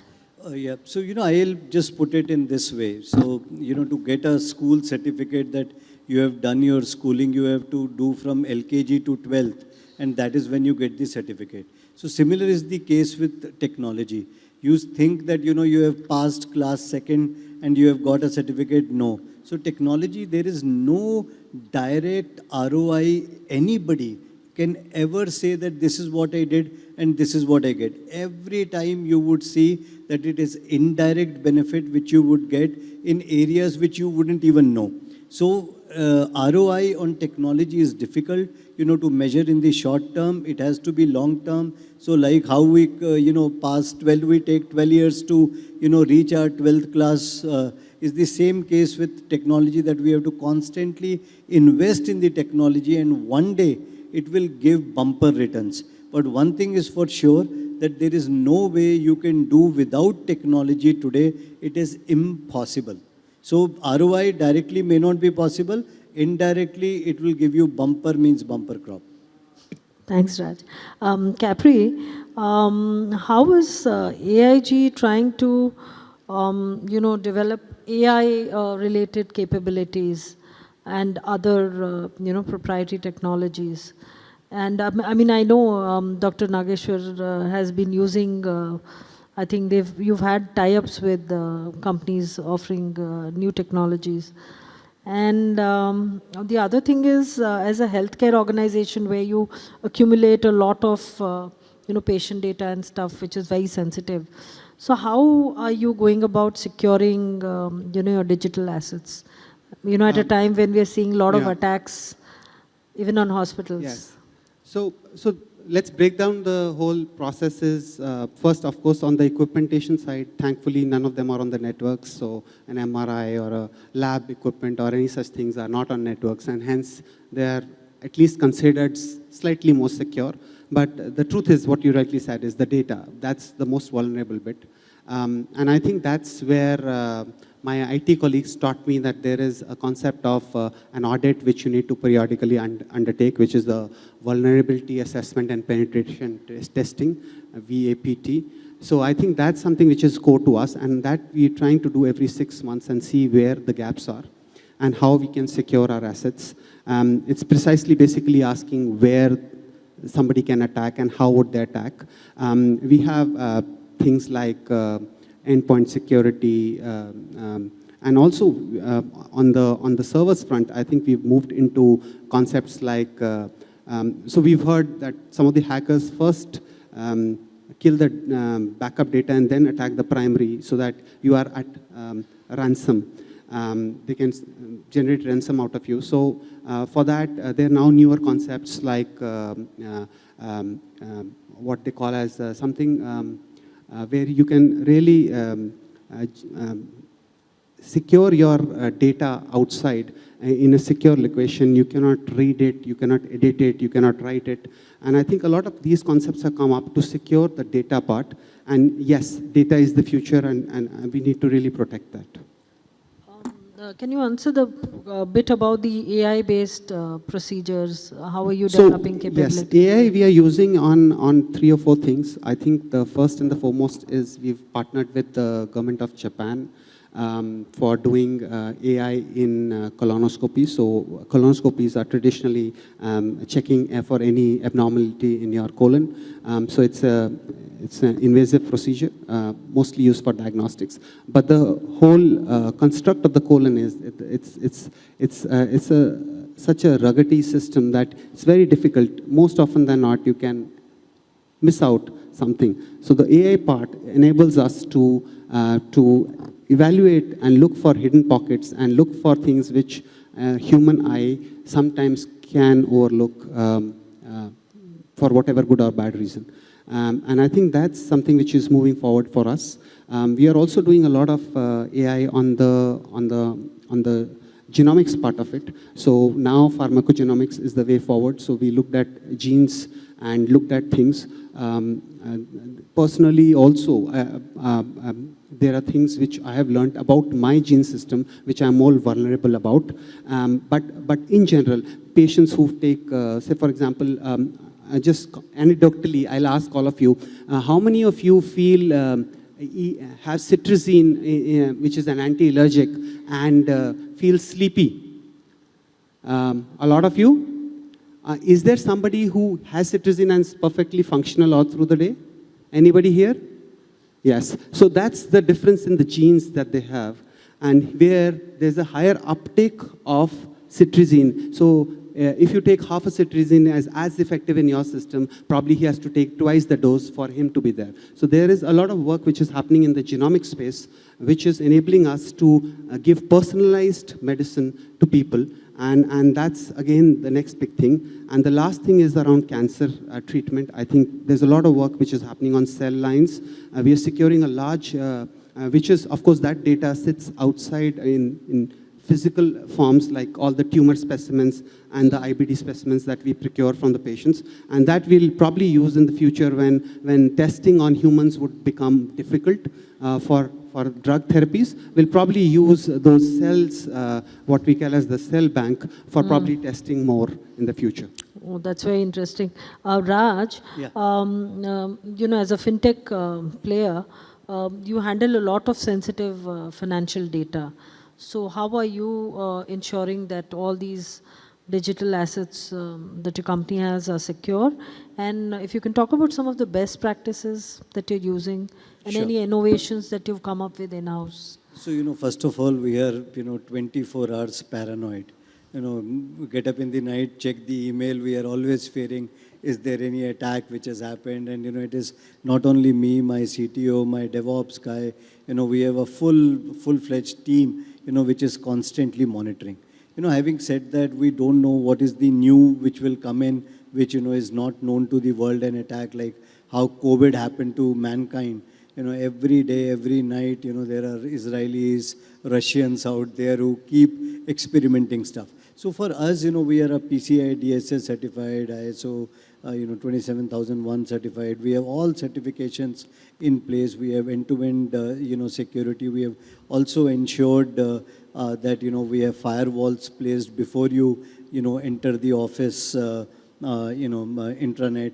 And while you exit the intranet, then there are n number of securities which are there. We constantly use, various, virus tools, to enable, to make sure that certain sites are blocked. So, you cannot go and access, because in India, right from Jamtara to, seas, it is a constant phenomenon. And especially with India's growth, it is going to happen more and more. But, in our systems, what we did was at every point, every level, we cut the transaction there. We do not allow sensitive information to parse through, in a one single unified fashion. And that is one big advantage, which Zaggle has got.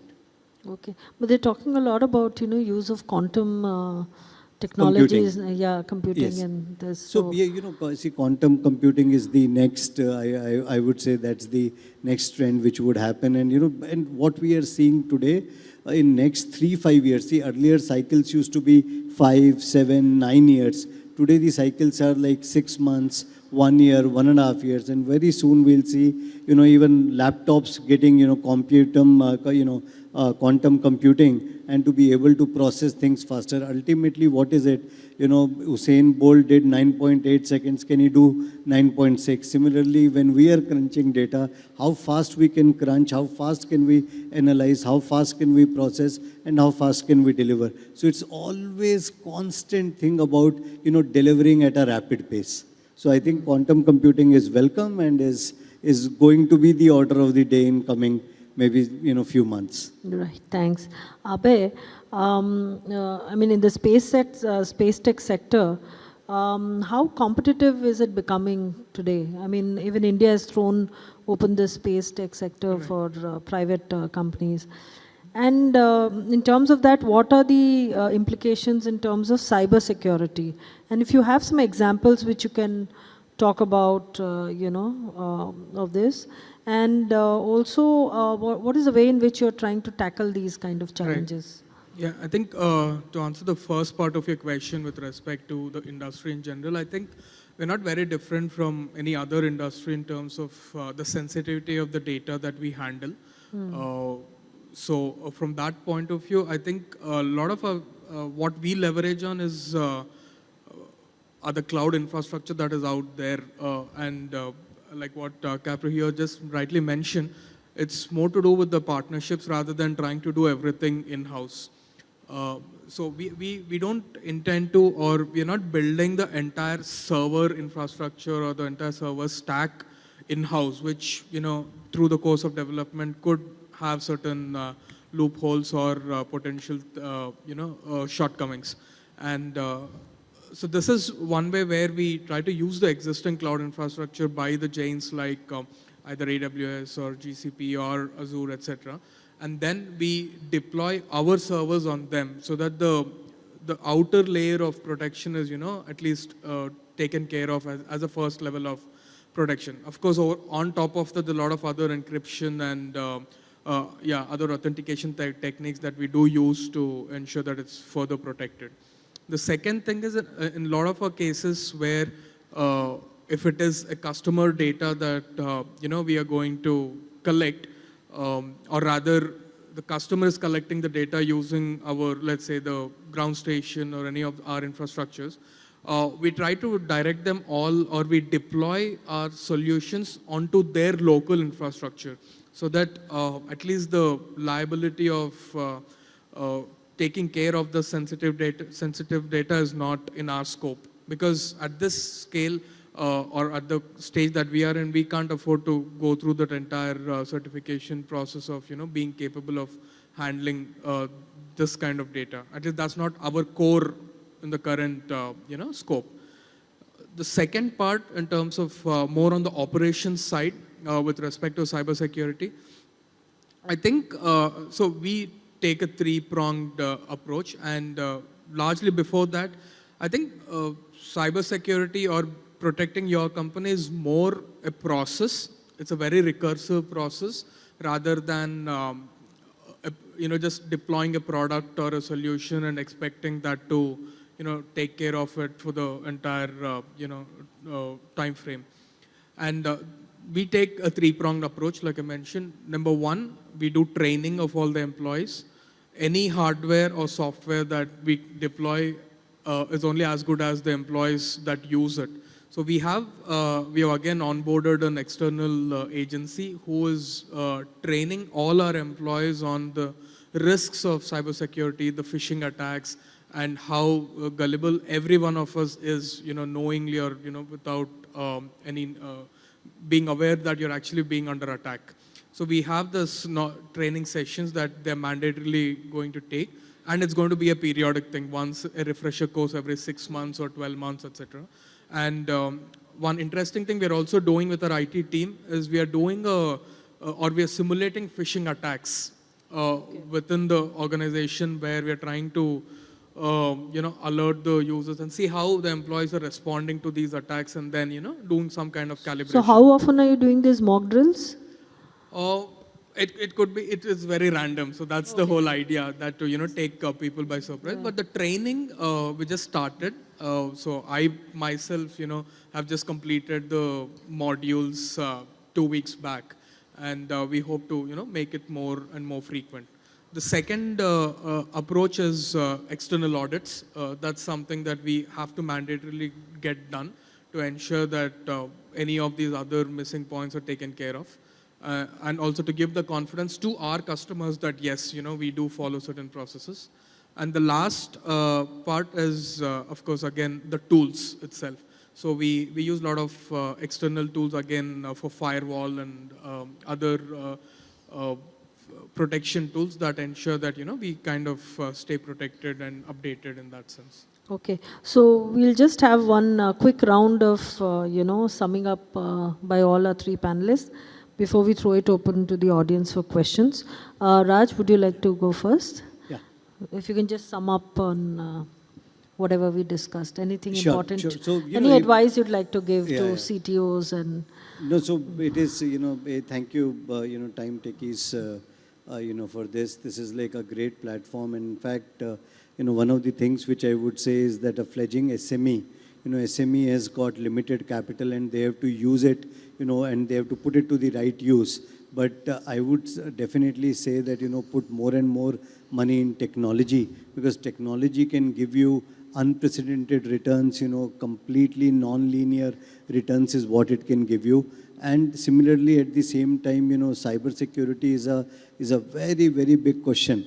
Okay, and today the number of options which are open with you, to be able to take help from, various SaaS-based models is fantastic. Earlier you had to buy the product. Today you just rent it out, per week, per month, per day, per year basis, which is a great, great move. And the more SaaS companies come into, India, SMEs would benefit disproportionately. Thank you so much. Thanks. Kepri, can you go next? Yeah, thank you so much for inviting me here. I think I learned a lot more from my counterparts here and a lot of food for thought for me to take back. A couple of points which I would love to share is that I think whilst technology can give a good return, and I'm sure a lot of you get knocked every day through LinkedIn, through people sending you emails about newer and newer technology. I think it's very important that we are very prudent in how we choose it. Ultimately, somebody has to pay for it. Either it's the investor who pays for it or the customer who has to pay for it. And if you, as entrepreneurs, as CTOs, as business leaders, it's very important that you choose the technology right. And be very prudent about it, do a thorough diligence about it. You should embrace technology, but you should do it with a lot of caution and understand who's ultimately paying the price. And if the price goes towards the patient, the customer side, and it becomes unviable, it's not really worthy of it. Or it ends up burning the cash that you have through the investors. Again, not prudent unless it gives you a return in the long run. I think that's very important. And I think the second big thing is about AI and ML and other things. I think save as much data as you can. It will hold you in good stead in the days to come. Thank you. Abhay? Thank you again, Swati, for this invitation and panel, and fellow panelists. Thank you so much, and thank you, everyone. I think the way I look at it, technology, rightly, I mean, it's a great enabler of sorts that allows you to, achieve your main business goals. And from that perspective, today we have, and thankfully we have access to a lot of tools that help us, bring in a lot of efficiency or operational efficiency in our everyday tasks. Having said that, it also poses a different kind of challenge that from the huge amount of tools that are available out there, number one, how do we choose the best? Or what is the right price point for a particular application or the kind of use case that you're looking at? And the third thing, do you actually need it, or do you need all of them at once? And I think especially on the third part, and for SMEs or startups, I think one of the very critical questions that you should be asking yourself is, or rather, one of the most important steps that you should be doing is to prioritize what do you need first.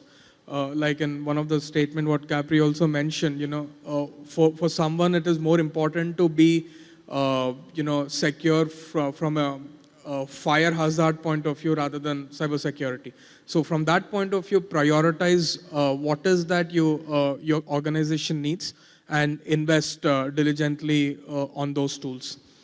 And again, one quick point to make is during the very early years within our organization, we were struggling with, which is the right, accounting software or, because we're spending a lot of time in procurement and then, submitting the invoice to the accounts team and then, closing the whole loop of transaction. And and there are obviously ready-made solutions or ERP solutions that are available for us to take in, but that involved quite a huge amount of onboarding process and costs. So me and my other colleague, Krishna, who's our CEO, we sat together, we ironed out what's needed. And all it took was a small, Google spreadsheet and a bit of Java programming to have a very automated, accounting system that we still have in place before probably it might be time to move on to a much larger ERP solution. So there you can be frugal and be efficient also. So yeah, that could be a very small, internal project that you can have it in parallel with your engineers. Thanks, Yeah. Abhay. Now, do we have any questions? Would any of the audience members like to ask questions? Please identify yourself and the panelist to whom you would like to direct the question to.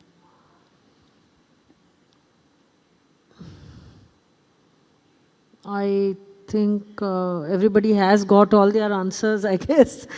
So thank you very much, panelists. Raj, Capri, and Abhay, thanks for Thank you, sir. being here. Thank you, Swati. Thank you so much. Thank you so much, our dear panelists, for such enriching views and thoughts. Thank you, Swati, for facilitating an insightful session. I would now request Mr. Sujit John, editor, Times Techies, the Times of India Group, to kindly please step onto the stage and felicitate the esteemed panelists.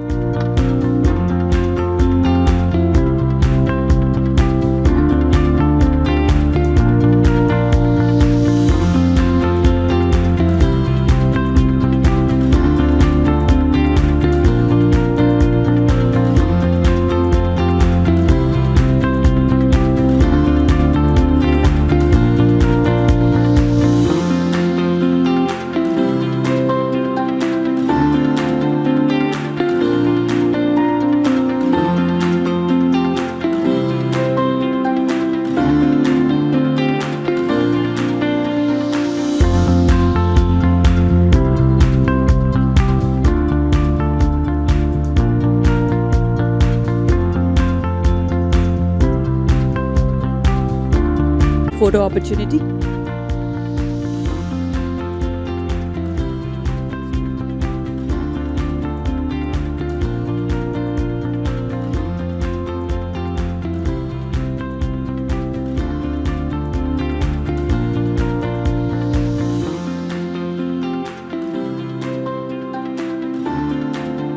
Thank you so much, dignitaries. Please do not forget to take your mementos.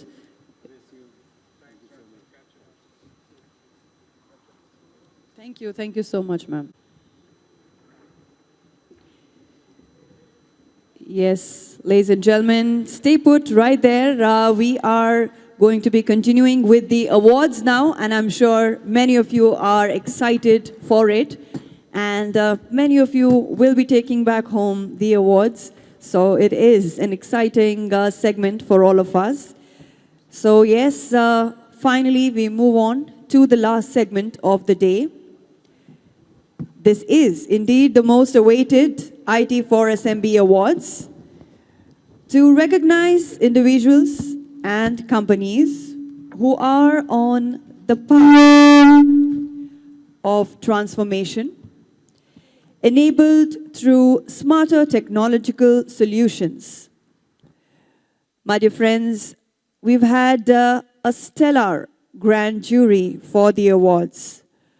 So it's time now to introduce the jury. The jury consisted of, let's take a look at the screen.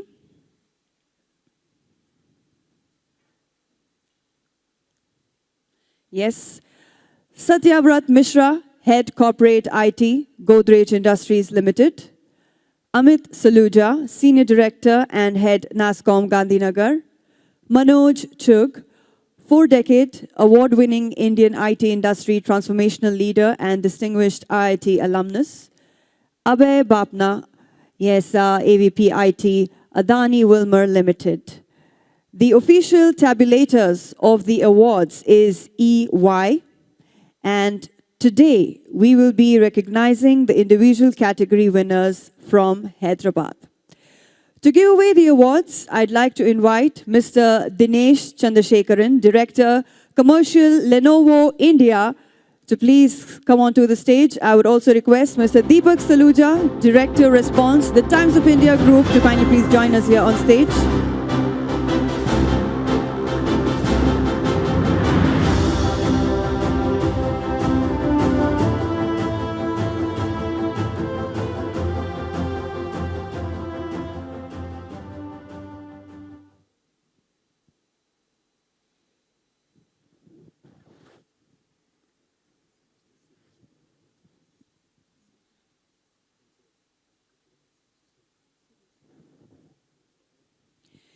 Yes, let's begin with the first award category. This award is to recognize the Young Emerging Leader of the Year. Yes, I now request Mr. Deepak Saluja to announce the IT for SMB award under the category Emerging Leader of the Year.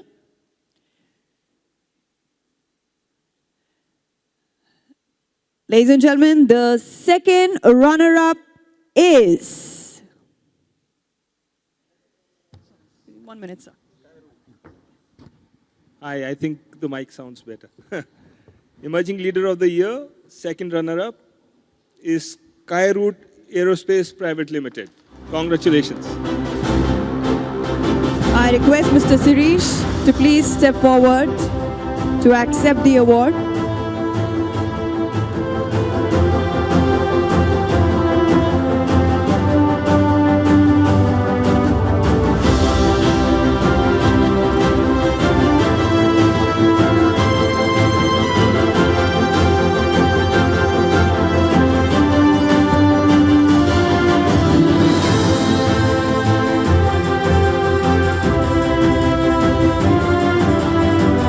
Congratulations, Skyroot Aerospace Private Limited.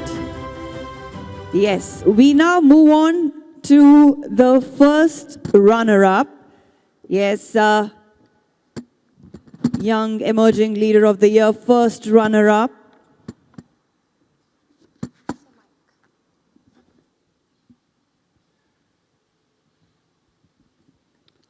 First runner-up, Emerging Leader of the Year, Dhruva Space Private Limited. A big round of applause, Dhruva Space Private Limited. I request Mr. Abhay Igor, Founder, Director and CTO, Dhruva Space, to please step forward.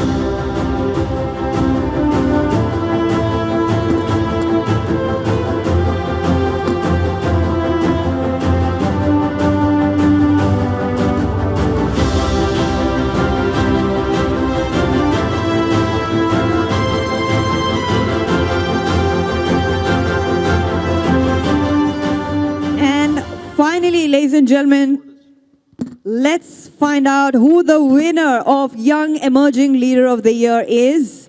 So, over to you, dignitaries. One of you can reveal the name of the winner.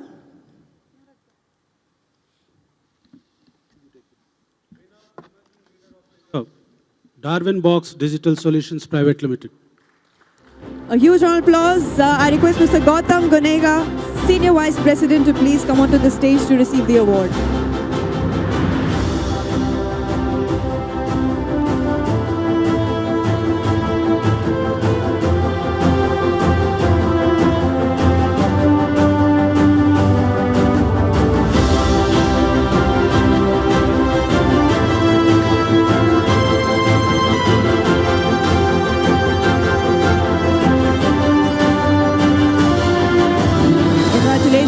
request Mr. Gautam to please remain on stage.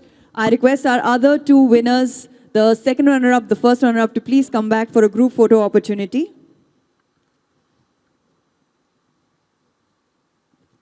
Yes, Mr. Sirish, if you can please come back here. We have all our three winners here. Let's take a picture now.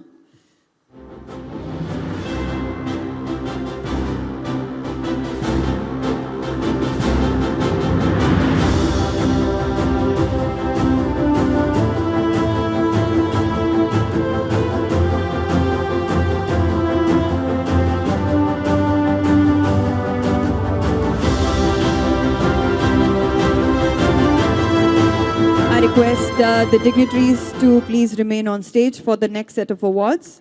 The next award category to recognize the CTO-CIO of the year. Yes, I request Mr. Dinesh Chandrasekharan, Director Commercial, to announce the IT4SMB award under the category CTO-CIO of the year. We have two awards in this category. So the runner-up is... Runner-up CTO CIO of the year, Mr. Rahul Gayam, Ability Electric India Private Limited. All right, congratulations. I request, yes,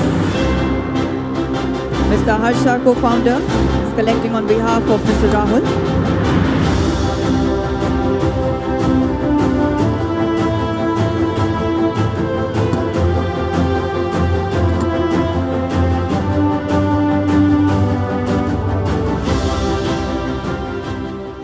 Yes, and now it's time to find out the winner.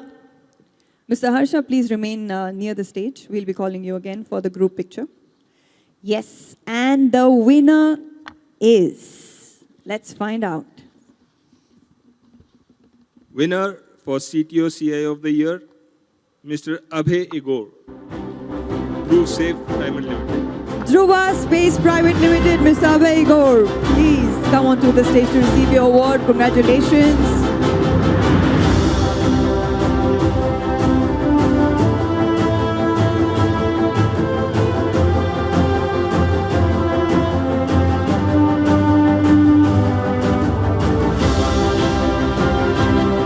I request Mr. Harsha to please join us for a group picture. Yes, both the winners here, the first runner-up and the winner.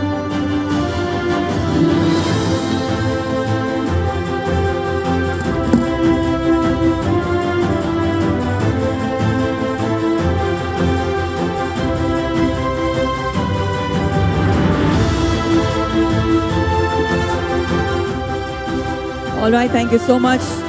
The last award of the evening is to recognize the SMB Leader of the Year. So I request Mr. Dinesh Chandrasekharan to stay back and announce the IT4SMB Award under the category SMB Leader of the Year.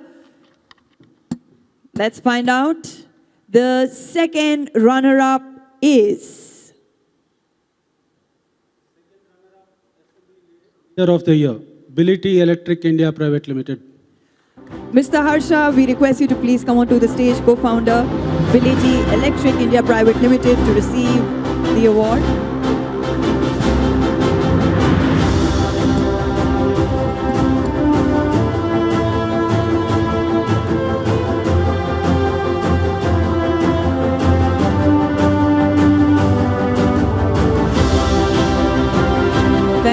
Thank you so much. And we now move forward to the first runner-up. So let's find out who the first runner-up is for SMB Leader of the Year category. Maitri Ecotech Private Limited. All right, may I request Mr. Naveen Mathur, CEO Maitri Aquatech, to please step forward to accept the award.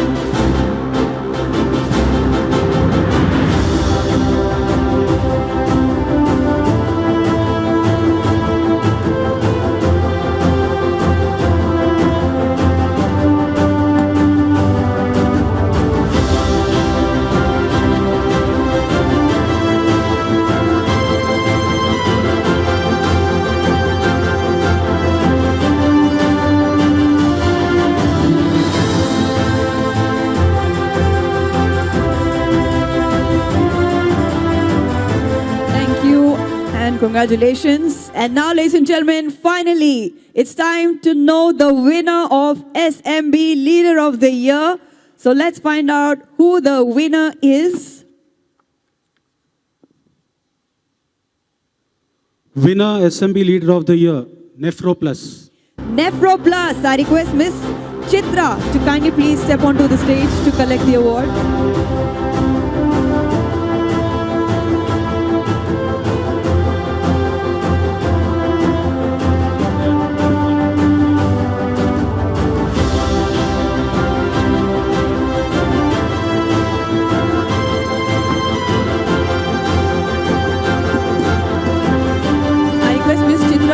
Remain on stage. I request Mr. Harsha to please join us.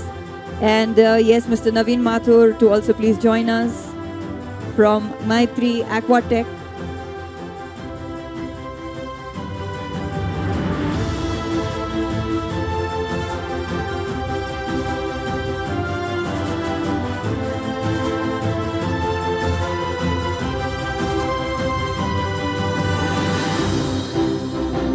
Yes, please take center stage.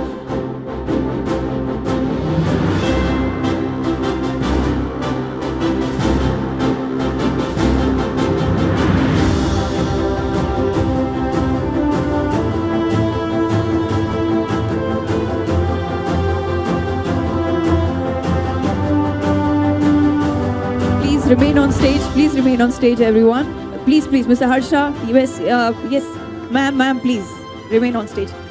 Dignitaries, you also please remain on stage. I request all the other winners to please come back of all the categories. Please, we'll take a group picture of the entire lot of all the winners here today under one roof.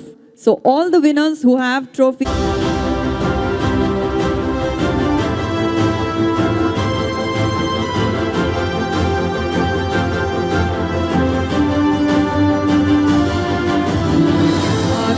I would request Mr. Dinesh and Mr. Saluja to please be in the center. Just one. If you can be in the center. It's now time to conclude this wonderful event and program. So I would request Mr. Aditya Agarwal, Head Mid-Market, yes, Business, Lenovo India, to kindly please, yes, propose the vote of thanks. To all the winners, and thank you, audience, for being here. You've spent your time here. I hope you have found it useful. I wanted to thank all our esteemed panelists, and thank you, Dinesh, for sharing the insights that we have on Lenovo.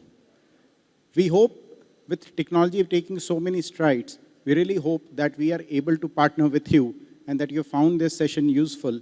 We can continue talking outside, where we can discuss where are you in your technology implementation cycle, whether we are talking about pocket to cloud or you are talking about true scale. So really, thank you so much. I hope you have a good evening. Thank you so much, Mr. Aditya. With that, ladies and gentlemen, we come to a close of the Times Techies Tech Drive and IT4SMB Awards, Hyderabad edition, a part of the larger Lenovo IT4SMB initiative in association with the Times Group. Ladies and gentlemen, thank you so much for being a part of this transformational endeavor. And please do join us for high tea as we conclude today's event. And you can also have insightful discussion with the Lenovo team. They're here in full force. So yes, let's just go ahead and connect with them over high tea. Thank you so much. This is Sharon Amer signing off. Thank you.